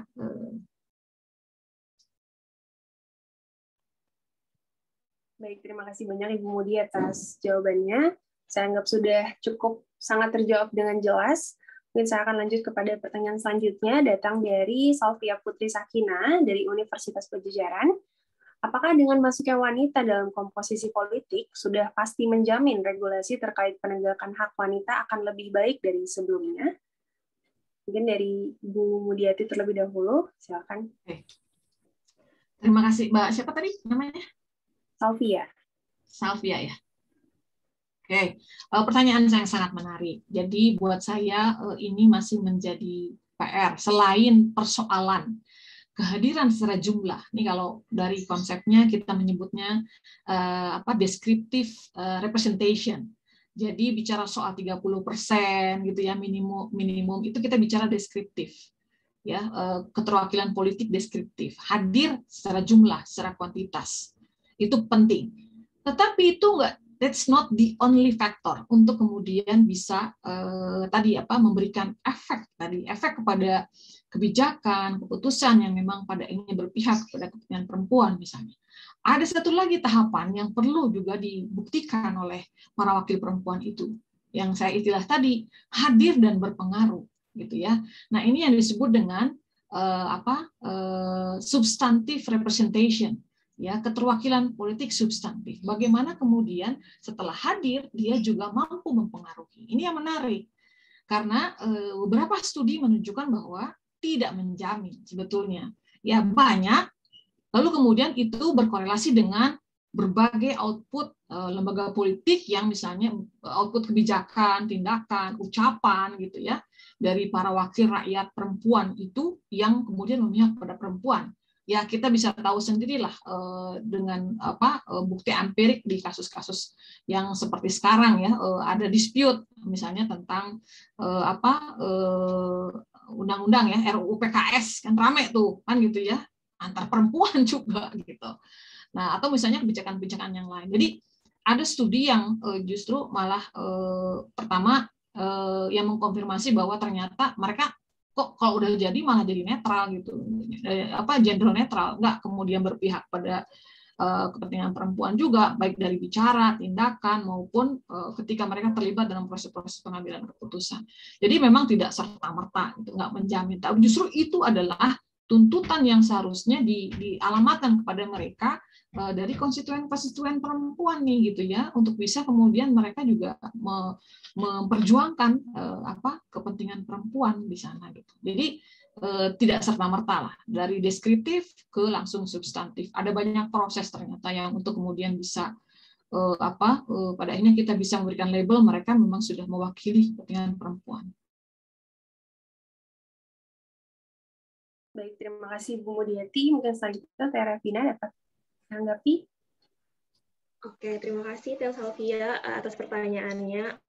Aku sepakat sama Bu Mudi mengenai keterwakilan perempuan, karena keterwakilan dan kehadiran perempuan itu juga harus dibarengi sama kualitasnya. Tadi kalau misalnya kita berbicara mengenai kuota 30%, itu kan sebenarnya kuota yang ditetapkan oleh banyak negara, sehingga diakui secara internasional gitu ya. Biasanya negara-negara yang sudah memenuhi kuota 30% itu banyak kebijakan-kebijakan responsif gender yang dikeluarkan. Itu benar, tapi bukan berarti bahwa angka tersebut tuh bisa menentukan bahwa kebijakan-kebijakan ini juga bakal diterapkan di Indonesia gitu. Seperti contohnya waktu, kalau misalnya kalian tahu, RUU PPRT atau Perlindungan Pekerja Rumah Tangga itu diberi itu pertama kali pada tahun 2004 gitu. Dan sekarang udah 2021, RUU tersebut belum disahkan juga gitu. Tapi kabar baiknya RUU ini udah dimasukkan lagi ke prolegnas karena kehadiran perempuan ini sudah lebih membaik daripada tahun 2004 gitu. Tapi bukan berarti bahwa RUU ini bakal segera disahkan gitu. Kenapa sih RUU PPRT itu sangat penting gitu? Karena pekerja rumah tangga ini kebanyakan tuh perempuan gitu. Dan pekerja rumah tangga ini belum diakui sebagai pekerja, dan makanya RUU ini tuh sangat penting gitu bagi melindungi para perempuan-perempuan yang emang bekerja di bidang ini gitu. Dan berbicara mengenai kualitas, ini kualitas sebenarnya menjadi PR kita bersama ya. Tadi ada beberapa catatan seperti pendidikan perempuan, terus juga dari masalah kepartaian, di mana partai lebih banyak untuk mengusung calon-calon perempuan yang memiliki modal politik dan juga memiliki popularitas gitu. Tapi belum dibarengi nih sama perempuan-perempuan tuh yang emang concern masalah isunya adalah masalah gender gitu. Belum banyak perempuan-perempuan yang masuk ke DPR gitu, ke legislatif, ke stakeholder pengambil keputusan dan kebijakan itu emang perempuan-perempuan yang concern di masalah ini. Bahkan untuk RUU PPRT, terus RUU PKS itu tuh bukan dari inisiasi komisi-komisi yang emang banyak perempuannya. Jadi menunjukkan bahwa mau sebanyak apapun perempuan di salah satu komisi, belum jamin bahwa komisi itu bakal responsif terhadap kebijakan-kebijakan yang positif gender. Gitu, Salvia, kalau misalnya menurut aku. Terima kasih pertanyaannya. Baik, terima kasih Terevina atas tanggapannya. Mungkin menurut saya sudah terjawab dengan cukup jelas. Baik, selanjutnya saya akan membacakan pertanyaan dari Vanessa dari Universitas Pajajaran juga. Izin bertanya bagaimana pendapat Ibu, ditujukan pada Ibu Mudiati, mengenai perempuan sebagai kader atau caleg namun cenderung ditempatkan di nomor urut bawah sesuai slide yang telah dibawakan tadi. Mungkin dapat dijelaskan lebih lanjut Ibu bagaimana tanggapan Ibu terkait fenomena ini.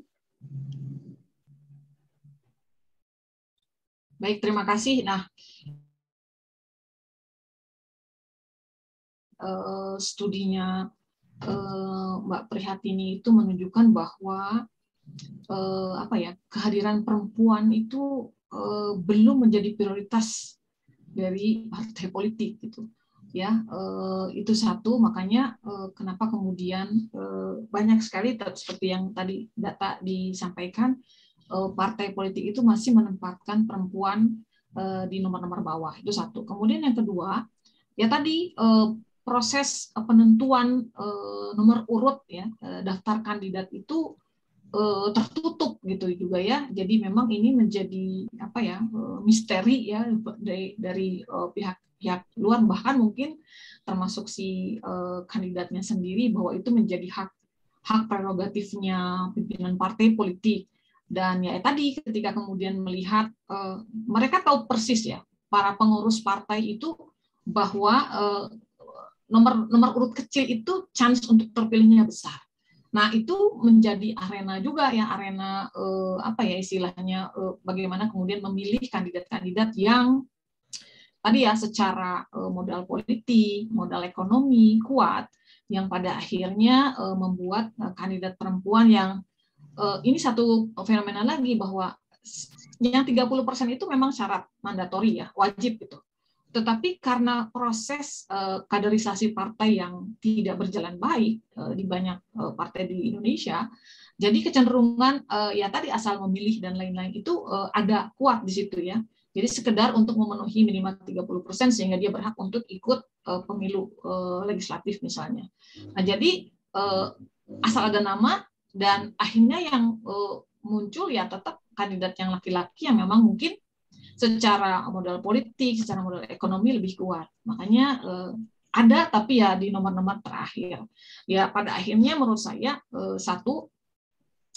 ini memang mengharapkan partai politik sebagai garda terdepan sebetulnya dalam rangka penguatan kehadiran perempuan di ranah politik atau ya di lembaga-lembaga politik itu diharapkan bisa menjadi tempat munculnya kandidat-kandidat perempuan yang memang dari proses kaderisasi rekrutmen yang baik dan pada saat proses penentuan itu bisa memberikan kesempatan kepada kandidat perempuan. Ini terpulang pada partai politik, gitu ya. Dan ini masih menjadi kritik yang kuat dari banyak pihak. Kenapa kemudian kandidat perempuan itu sudah banyak, tapi yang terpilih sedikit. Ya, salah satunya adalah tadi proses yang terjadi di internal partai yang memang belum berpihak pada kandidat perempuan, gitu. Baik, terima kasih banyak Ibu Mudiati atas pertanyaannya. Jawabannya, mohon maaf. Selanjutnya saya akan membacakan pertanyaan yang akan saya gabung dari Melanie Nurella dari STIA Cimahi. Bagaimana cara menghilangkan stigma pada orang-orang yang underestimate pada peran perempuan, sekaligus bagaimana cara meningkatkan keterwakilan perempuan di dalam lembaga legislatif. Ini dapat dijawab secara singkat dari Teh Revina terlebih dahulu. Cara menghilangkan stigma dan meningkatkan keterwakilan perempuan dalam legislatif. Oke, terima kasih atas pertanyaannya. Kalau menghilangkan stigma sebenarnya, kalau misalnya kita lihat dari tahun-tahun sebelumnya ya, dibandingkan sekarang, itu stigma masyarakat udah jauh lebih baik terhadap perempuan. Udah lebih banyak perempuan yang berpartisipasi dalam politik, udah banyak perempuan-perempuan yang istilahnya diperbolehkan untuk memilih jalan hidupnya sendiri. Jadi kalau misalnya stigma, gimana caranya untuk menghilangkan stigma negatif terhadap perempuan itu sebenarnya kembali lagi ke masyarakat itu sendiri gitu. Apakah masyarakat ini mau atau terbuka atas sesuatu yang asing baginya? Tapi mungkin cara-caranya tuh bisa seperti apa ya? Kalau misalnya menurut aku sih, aku sendiri gitu, dari keluarga yang patriarkis kalau bisa dibilang gitu. Nggak banyak lah perempuan yang berpendidikan tinggi. Bahkan aku tuh menjadi salah satu perempuan pertama di keluarga aku yang bisa mengecap perguruan tinggi selain ibu gitu. Jadi dilahirkan dari keluarga yang patriarkis, melawan stigma gak cuma masyarakat ya, tapi melawan stigma keluarga sendiri adalah dengan cara melawan sih. Maksudnya melawan itu bukan dalam arti kata negatif ya, tapi melawan dalam arti teguh dalam pendirian gitu. Membuktikan kalau misalnya apapun yang aku pilih gitu, itu tuh nggak bakal melunturkan keperempuanan yang aku miliki gitu. Contohnya ngambil jurusan ilmu politik deh. Kalau misalnya keluarga aku tahu ya aku ngambil jurusan ilmu politik, pasti pertanyaan yang keluar adalah, kok perempuan ngambil ilmu politik sih, ngapain? Emang mau jadi apa? Emang ada presiden perempuan yang bisa terpilih gitu? Maksudnya dalam arti secara adil gitu di pemilu. Stigma-stigma negatif tuh selalu ada deh. Mau kita ngejelaskan kayak gimana pun, itu tuh stigma negatif dalam masyarakat tentang perempuan tuh masih selalu ada. Jadi kalau misalnya ngomongin stigma negatif, itu yang udah mengakar kuat ya di masyarakat, itu harus perlahan-lahan sih diruntuhinnya. Dari diri sendiri, dari lingkungan-lingkungan sekitar, ngingetin atau mengedukasi. Bahkan aku nih, join Girl Up itu juga menjadi salah satu cara aku untuk melawan stigmatisasi perempuan, karena kita di situ banyak membicarakan permasalahan-permasalahan yang sebenarnya sering banget dihadapin perempuan, tapi itu orang-orang nggak tahu kalau itu menjadi masalah gitu. Dan kalau misalnya meningkatkan partisipasi atau jumlah perempuan yang aktif dalam politik sih, karena tadi ada beberapa permasalahan ya. Jadi menurut aku adalah mengidentifikasi dulu permasalahan-permasalahannya, kayak tadi stigmatisasi perempuan, pendidikan, terus peraturan-peraturan yang diskriminatif terhadap perempuan. Itu pertama-tama kita harus mengetahui kalau hal-hal tersebut tuh ada gitu. Pertama acknowledge kalau emang politik gitu. Yang kedua adalah act gitu, atau berperan aktif. sesuai dengan fungsinya masing-masing. Kalau misalnya aku alhamdulillah dapat platform di Grow Up, ya aku bisa menuangkan di Grow Up. Kalau misalnya Bu Mudi sebagai dosen bisa mengedukasi murid-muridnya tentang pentingnya kesetaraan gender dan perempuan dalam politik, dan begitu pula teman-teman sekalian gitu. Kalau misalnya teman-teman aktifnya di bidang kesehatan, kalian teman-teman semuanya bisa untuk membantu perempuan-perempuan lain di bidangnya masing-masing gitu. Terusnya kalau misalnya menurut aku tadi yang terakhir adalah mengenai lingkungan sih, karena kalau menurut aku sendiri permasalahan mengenai partisipasi perempuan itu bukan hanya di dalam perempuannya sendiri, inferioritas kompleks perempuan itu emang ada sehingga perempuan tidak mau menjadi pemimpin atau lebih menyerahkan role kepemimpinan kepada laki-laki itu emang dari inferioritas kompleks dari perempuan itu sendiri. Tapi inferioritas kompleks itu nggak cuma datang dari internal gitu, tapi dari eksternal, dari bagaimana lingkungan membentuk dia, dari mana budaya membentuk dia, dan pandangan-pandangan masyarakat, bukan hanya pandangan masyarakat, tapi pandangan keluarga itu menurut aku adalah hal paling penting karena kalian akan dibesarkan oleh keluarga yang berpandangan A, ya kalian akan tumbuh menjadi orang-orang yang berpandangan A juga gitu. Jadi itu tugas kalian untuk membongkar pandangan tersebut agar tidak diskriminatif, bukan ke orang lain aja, bukan ke perempuan lain aja, bahkan ke diri kalian sendiri. Karena diskriminasi yang diterima perempuan tuh bukan cuma dari laki-laki loh, tapi bahkan dari perempuan sendiri gitu. Jadi internalized misogyny-nya atau kebencian dalam diri terhadap perempuan-perempuan lain, coba deh dikurangin perlahan-lahan, kecemburuan akan perempuan lain dikurangi perlahan-lahan, agar kalau misalnya kita pengen menghancurkan stigma negatif masyarakat, kita harus menghancurkan stigma negatif diri kita sendiri dulu terhadap perempuan itu, gitu sih kalau misalnya menurut aku. Terima kasih.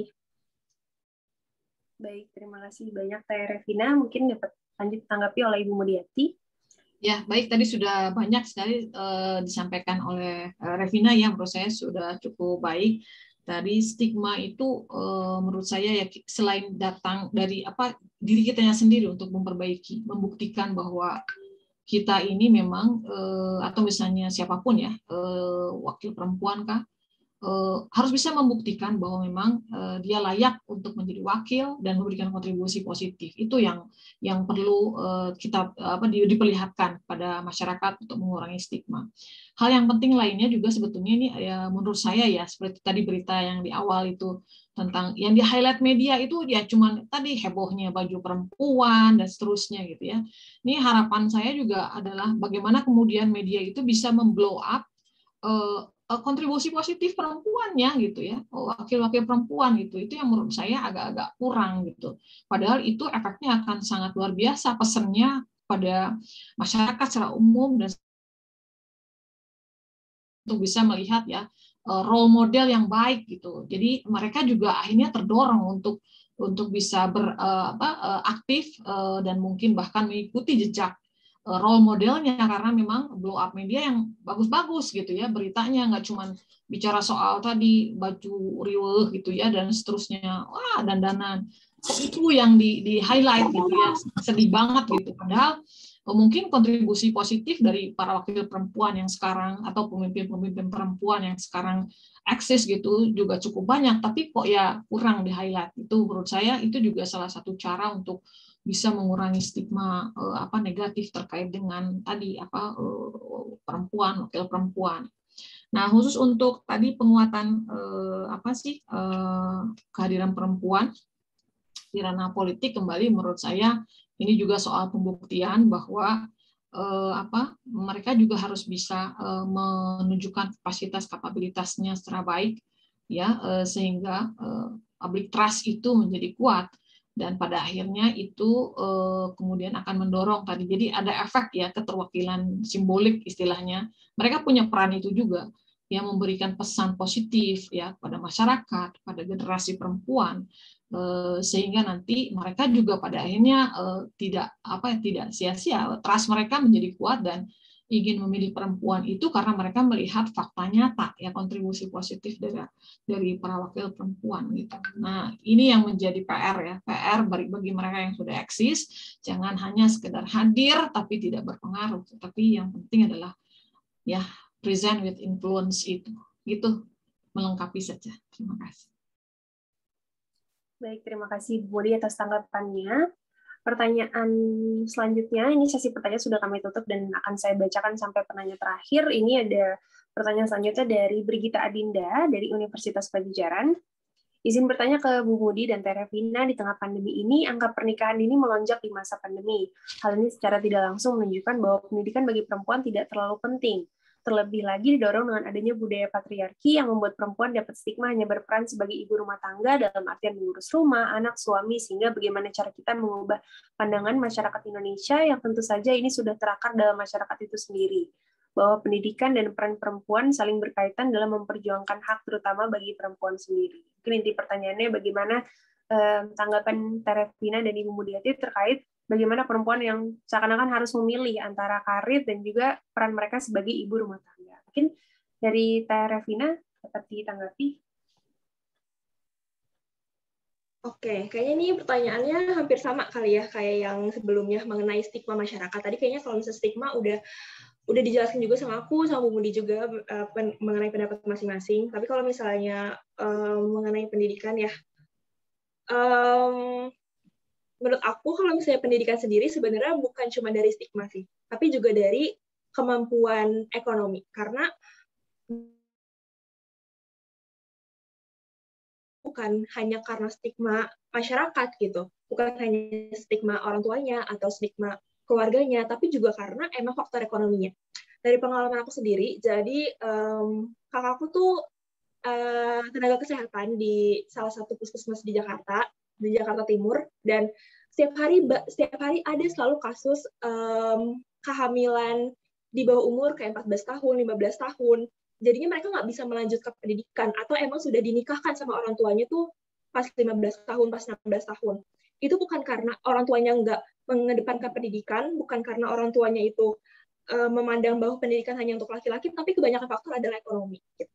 Mereka terpaksa mengawinkan istilahnya kalau dalam bahasa masyarakat anak-anak perempuannya atau memberikan anak-anak perempuannya kepada laki-laki gitu agar mengurangi beban keluarga gitu, dalam arti beban keluarga ekonomi gitu. Dan mereka orang tua ini tuh menganggap bahwa dengan menikahkan anaknya maka anak ini akan mendapatkan kesempatan ekonomi yang lebih baik dengan suaminya nanti gitu. Padahal nggak semua laki-laki itu bakal bertanggung jawab gitu. Banyak banget kasus kehamilan di luar nikah yang ditangani sama kakakku pribadi gitu, yang si cowoknya nih, si laki-lakinya, si suaminya atau pacarnya saat itu tuh bilang iya akan bertanggung jawab, akan membiayai segala macam, dan itu yang diiming-imingi oleh laki-lakinya terhadap keluarga perempuan. Jadi mau nggak mau, karena emang ekonominya juga sulit, dan bukan cuma anak perempuannya yang nggak mendapatkan pendidikan ya, tapi orang tuanya juga nggak punya pendidikan yang baik gitu. Orang tuanya nggak punya akses terhadap pendidikan, boro-boro akses ke pendidikan, akses ke internet aja pun nggak ada gitu. Jadi sebenarnya menurut aku itu tuh bukan pure kesalahan cuman karena stigma gitu, tapi keterbatasan akses terhadap pendidikan, akses terhadap internet, dan hal-hal ekonomi yang emang menjadi permasalahan utama kayaknya deh. Masalah perut itu masalah utama deh kayaknya. Itu yang menjadikan kondisi tersebut tuh sering banget terjadi karena bukan kemauan tapi keterpaksaan dan ketidaktahuan. Itu sih kalau misalnya menurut aku. Baik, selanjutnya Ibu Mulyati. Baik, terima kasih. Ya, memang betul ya, mungkin senada ya tadi ya. Buat saya nih fenomena perkawinan dini gitu ya, mesti menjadi challenge bagi perempuan untuk bisa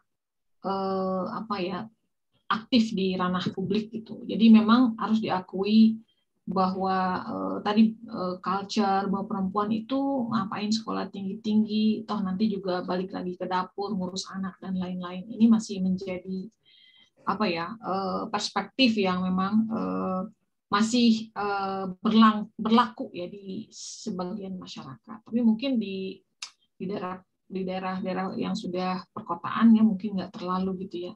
Tetapi menurut saya kembali mungkin jendela yang paling mungkin untuk kemudian bisa mengikis bahwa perempuan itu mengurus anak gitu. Tapi ada dunia lain yang sebetulnya juga butuh kehadiran mereka gitu. Ya itu buat saya sih pendidikan gitu ya.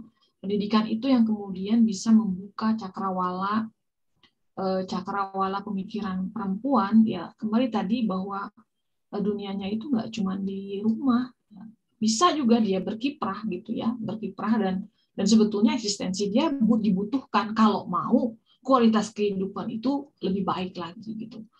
Jadi tadi pendidikan, tapi ternyata challenge-nya kembali tadi kan isu soal ekonomi. Jadi kadang-kadang saya mikir gini, ya sebetulnya kan kalau dari sisi agama saya gitu ya, bahwa orang tua yang bisa menyekolahkan, mendidik anak perempuannya sebaik mungkin, itu janjinya surga gitu ya, itu di agama saya yang Muslim ya. Betapa kemudian ya tadi sebetulnya fondasi agama juga sebetulnya memberikan kesempatan yang luas kepada perempuan gitu ya, tapi kembali terbentur oleh perspektif politik ya, padanya nggak tahu somehow jadi malah bertentangan gitu. Pada agama menurut saya agama saya tuh memberikan kedudukan yang luar biasa pada perempuan gitu. Nah kembali buat saya salah satu caranya adalah bagaimana kemudian akses pendidikan itu harus dibuka lebar pada perempuan untuk kemudian bisa membuka cakrawala pemikiran dia, ada dunia lain yang juga membutuhkan kehadirannya. Dan kadang-kadang saya mikirnya gini, Bu, ya mungkin untuk perempuan mah ada insentif gitu ya di kampung tuh, nih orang tua buat anak perempuannya yang bisa sekolah nanti ada biaya apa, dikasih insentif gitu ya, biar nggak usah tinggi-tinggi, biar laki-laki aja yang sekolah. Nah, coba kalau ada kebijakan yang bisa membuka itu sebagai awal gitu ya, kasih insentif lah orang tua biar mereka mau menyekolahkan anak perempuannya setinggi mungkin. Mungkin seperti itu ya pemikiran liar saya gitu, untuk menghadapi kumpulan pemikiran yang kita harus akui memang masih kuat ada di masyarakat kita, di sebagian masyarakat kita gitu. Itu barangkali. Terima kasih. Abigail, aku mau nambahin sedikit boleh? Boleh, silakan. Maaf, aku tadi lupa, tapi ini yang tadi aku kepikiran. Salah satunya juga adalah mungkin perempuan tuh sebenarnya nggak tahu kalau misalnya dia punya pilihan gitu. Kayak aku tuh jadi waktu itu iseng sebenarnya nanyain ke ibu, kayak bukannya ini nggak nge-offense apa-apa ya, tapi aku nanya ke ibu kan aku penasaran, Bu kenapa sih memilih punya anak gitu? Kayak kenapa gitu ibu tuh pas menikah pengen punya anak gitu. Terus dengan polosnya ibu cuma jawab gini, ya emang kalau misalnya habis menikah ngapain lagi kalau punya anak? Itu menunjukkan bahwa masih banyak perempuan tuh yang nggak tahu kalau dia punya pilihan gitu. Dan ini menyebabkan masalah pada anaknya gitu. Jadi kita harus mensosialisasikan kepada perempuan kalau perempuan tuh punya pilihan gitu. Kalau misalnya emang belum siap gitu memiliki anak karena faktor ekonomi, karena si anak ini terutama nanti berhubungan juga sama pendidikan, itu nggak apa-apa loh gitu. Karena selama ini nggak semua perempuan tuh tahu kalau misalnya perempuan punya pilihan itu gitu. Jadi orang-orang yang emang kurang mampu dan kurang beruntung dalam ekonominya punya banyak anak karena dia mikirnya kayak oh ya udah namanya juga udah nikah pasti punya anak gitu. Padahal mereka nggak memikirkan bagaimana nanti kondisi ekonomi anaknya ke depannya dan segala macam. Jadi penting untuk men-encourage perempuan-perempuan untuk mempertimbangkan hal-hal penting dalam hidupnya, bukan hanya dari stigma masyarakat tapi dari pertimbangan-pertimbangan rasional lainnya gitu sih. Terima kasih Abigail. Baik, terima kasih banyak Teh Revina dan Ibu Mudiati atas jawaban yang sangat insightful. Keduanya mungkin kita beralih pada pertanyaan terakhir dalam sesi diskusi kita, datang dari Citra Rahma dari Universitas Pajajaran juga. Izin bertanya mengenai bagaimana pengakuan dan perlindungan hak politis transpuan. Mempertimbangkan kondisi sosial dan beberapa sektor yuridis di Indonesia, banyak yang belum mengakui hak transpuan. Mungkin terlebih dahulu dari Ibu Mudiati, silakan.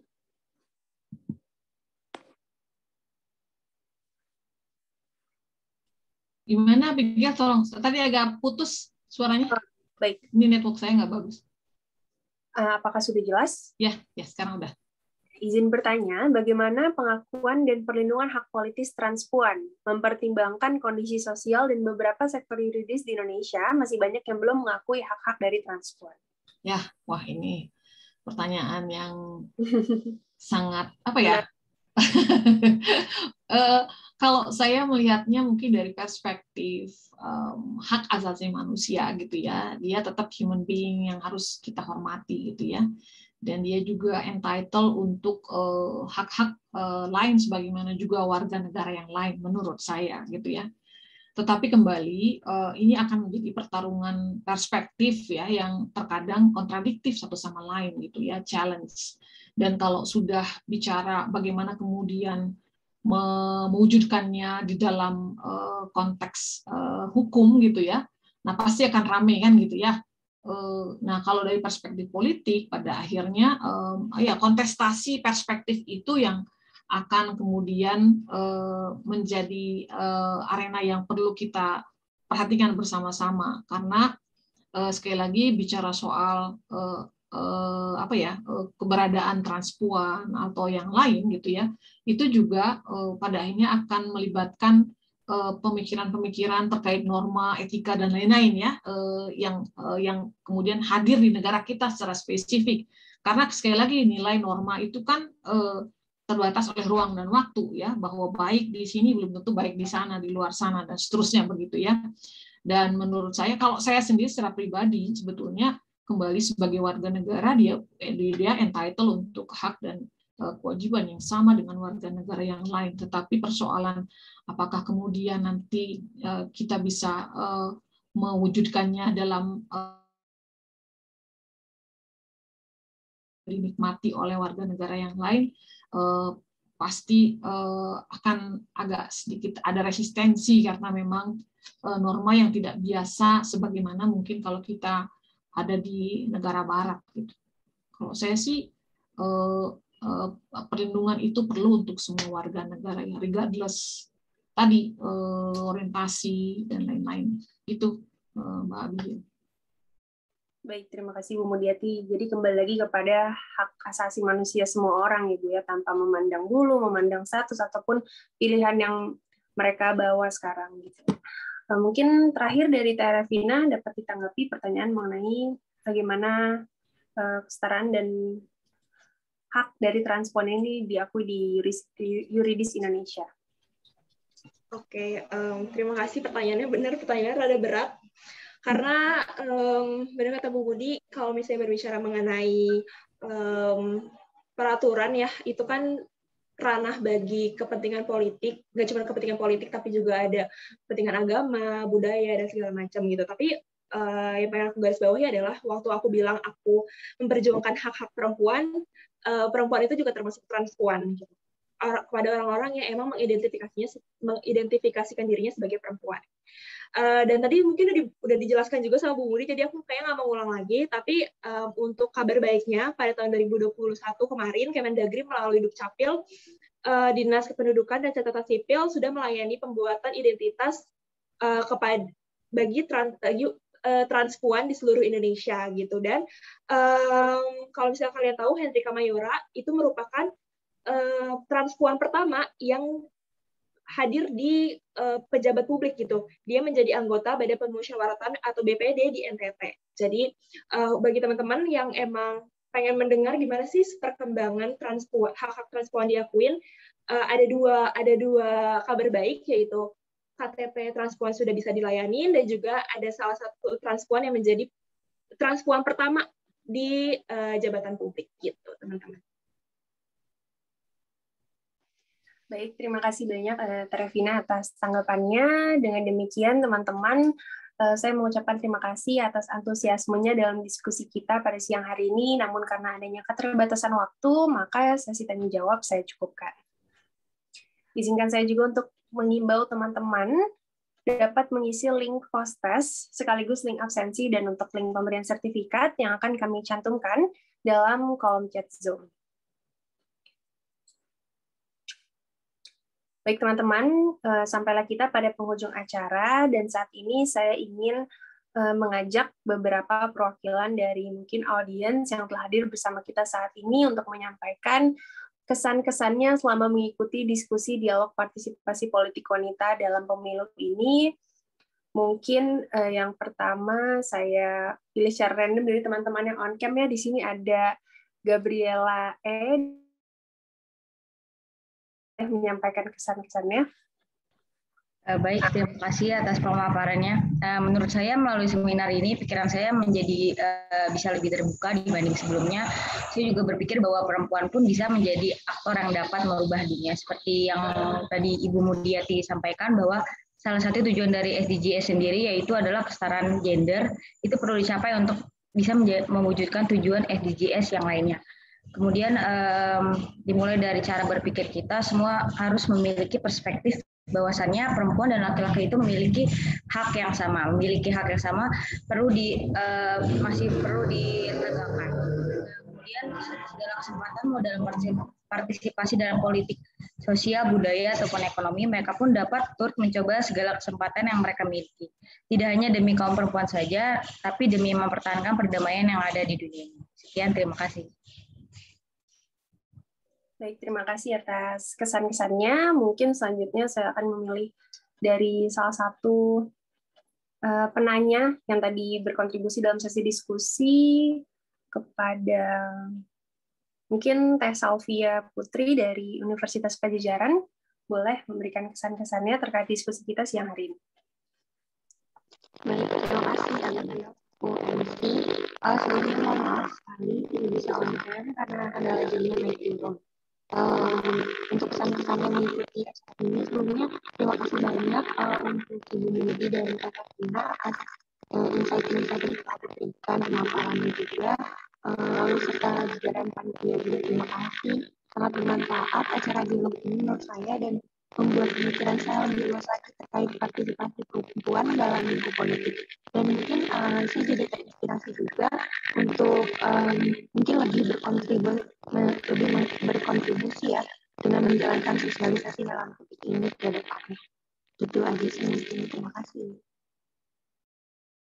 Mungkin baik, terima kasih Teh Salvia. Mungkin kurang jelas tadi sinyalnya, tapi yang saya tangkap bahwa Teh Salvia sangat terinspirasi untuk mau ikut berkontribusi juga ke depannya untuk menjalankan sosialisasi partisipasi politik perempuan ini dalam lingkungan sekitarnya. Mungkin seperti itu. Baik, terima kasih teman-teman audiens yang ingin menyampaikan kesan-kesannya. Kita akan beralih lanjut kepada agenda selanjutnya. Ini adalah announcement dari best question dari sesi diskusi tadi. Mungkin bisa di next slide.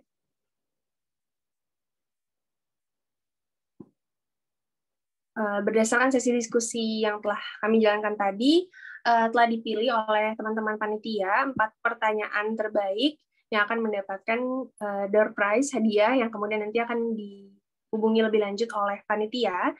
Yang pertama ada Muhammad Miftahul Huda, itu adalah penanya pertama. Yang kedua adalah Tiara Fazrin, itu penanya kedua. Kemudian kepada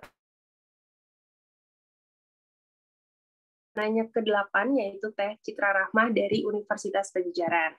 Selamat kepada teman-teman yang telah dipilih sebagai best questions, akan dihubungi lebih lanjut oleh panitia. Dan untuk yang belum terpilih pertanyaannya jangan berkecil hati karena teman-teman panitia akan memilih lagi 2 orang untuk diberikan door prize berdasarkan hasil pengisian post-test yang dapat diakses di link yang telah kami cantumkan dalam kolom Zoom.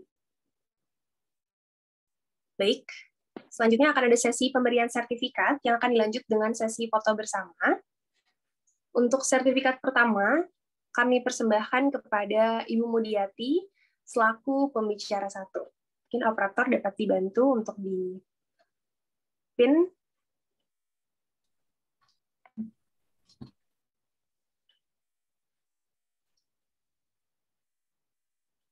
Baik, mungkin Tiara dapat dipandu sesi fotonya. Oke, baik. Saya hitung ya.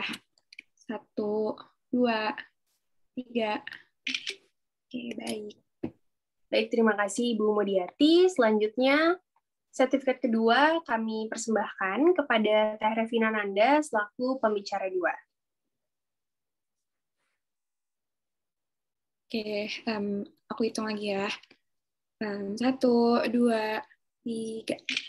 Oke, terima kasih. Baik, terima kasih. Selanjutnya kita akan melakukan sesi foto bersama. Saya himbau kembali kepada teman-teman audiens Akang Teteh untuk dapat mengaktifkan kamera sejenak untuk kita dokumentasikan kegiatan kita pada siang hari ini.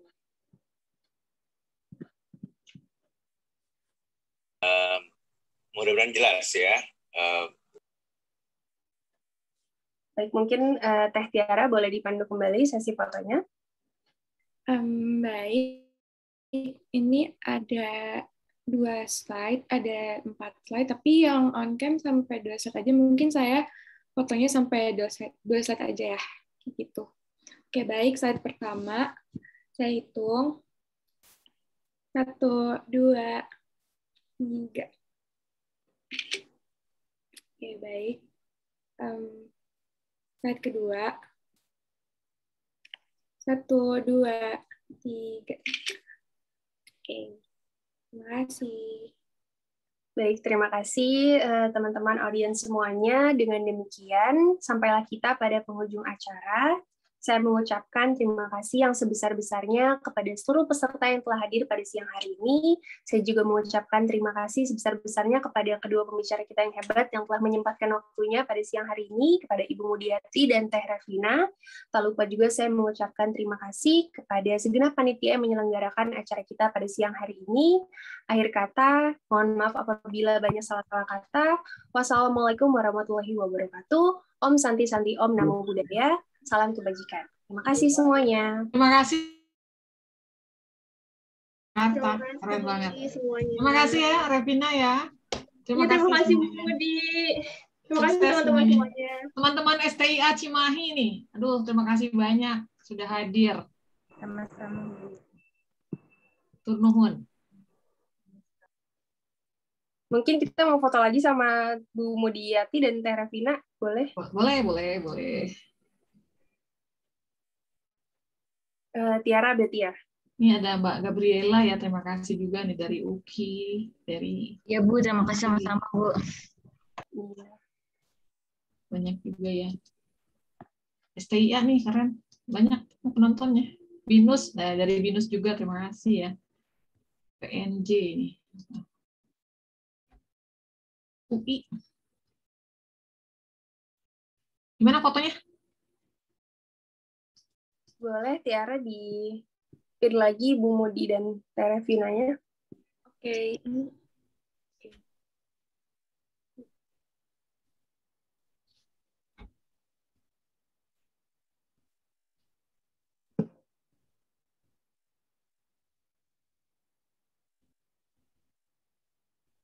Berlima nggak bisa ya?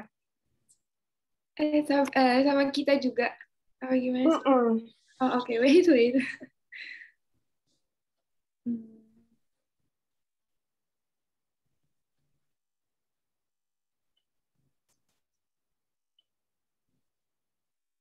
Nisa? Benar. Misalnya nggak on cam. Saya bisa dimasukin ke spotlight. Oke, yuk foto aja nggak apa-apa.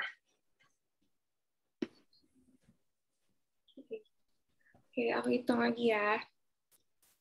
1. Ada yang komen benar. Ketutupan. Sama-sama Faris, jawab dulu. Faris, ya. 1, 2, 3. Itu Nisa ada tuh. Udah ya? Oke, aku tambahin Nisa dulu. Nisa kemana Nisa? Nisa tuh. Ah. Ya ulangi, Pin. 1, 2, 3. Oke. Baik, terima kasih banyak Bu Mudi. Semuanya STIA Cimahi, semua teman-teman dari STIA, terima kasih banyak sudah hadir. Dari Binus, dari mana lagi tadi? Terima kasih. Saya off ya. Iya, terima kasih Bu. Terima kasih. Jakarta, congrats. Dari semua, terima kasih. Terima kasih Bu.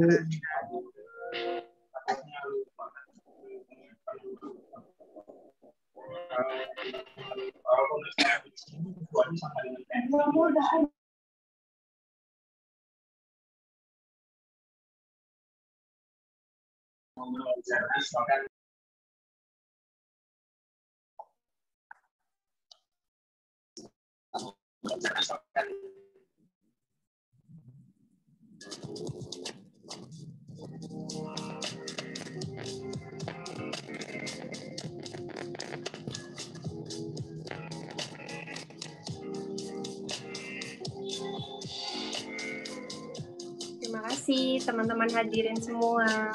Sampai berjumpa di lain kesempatan.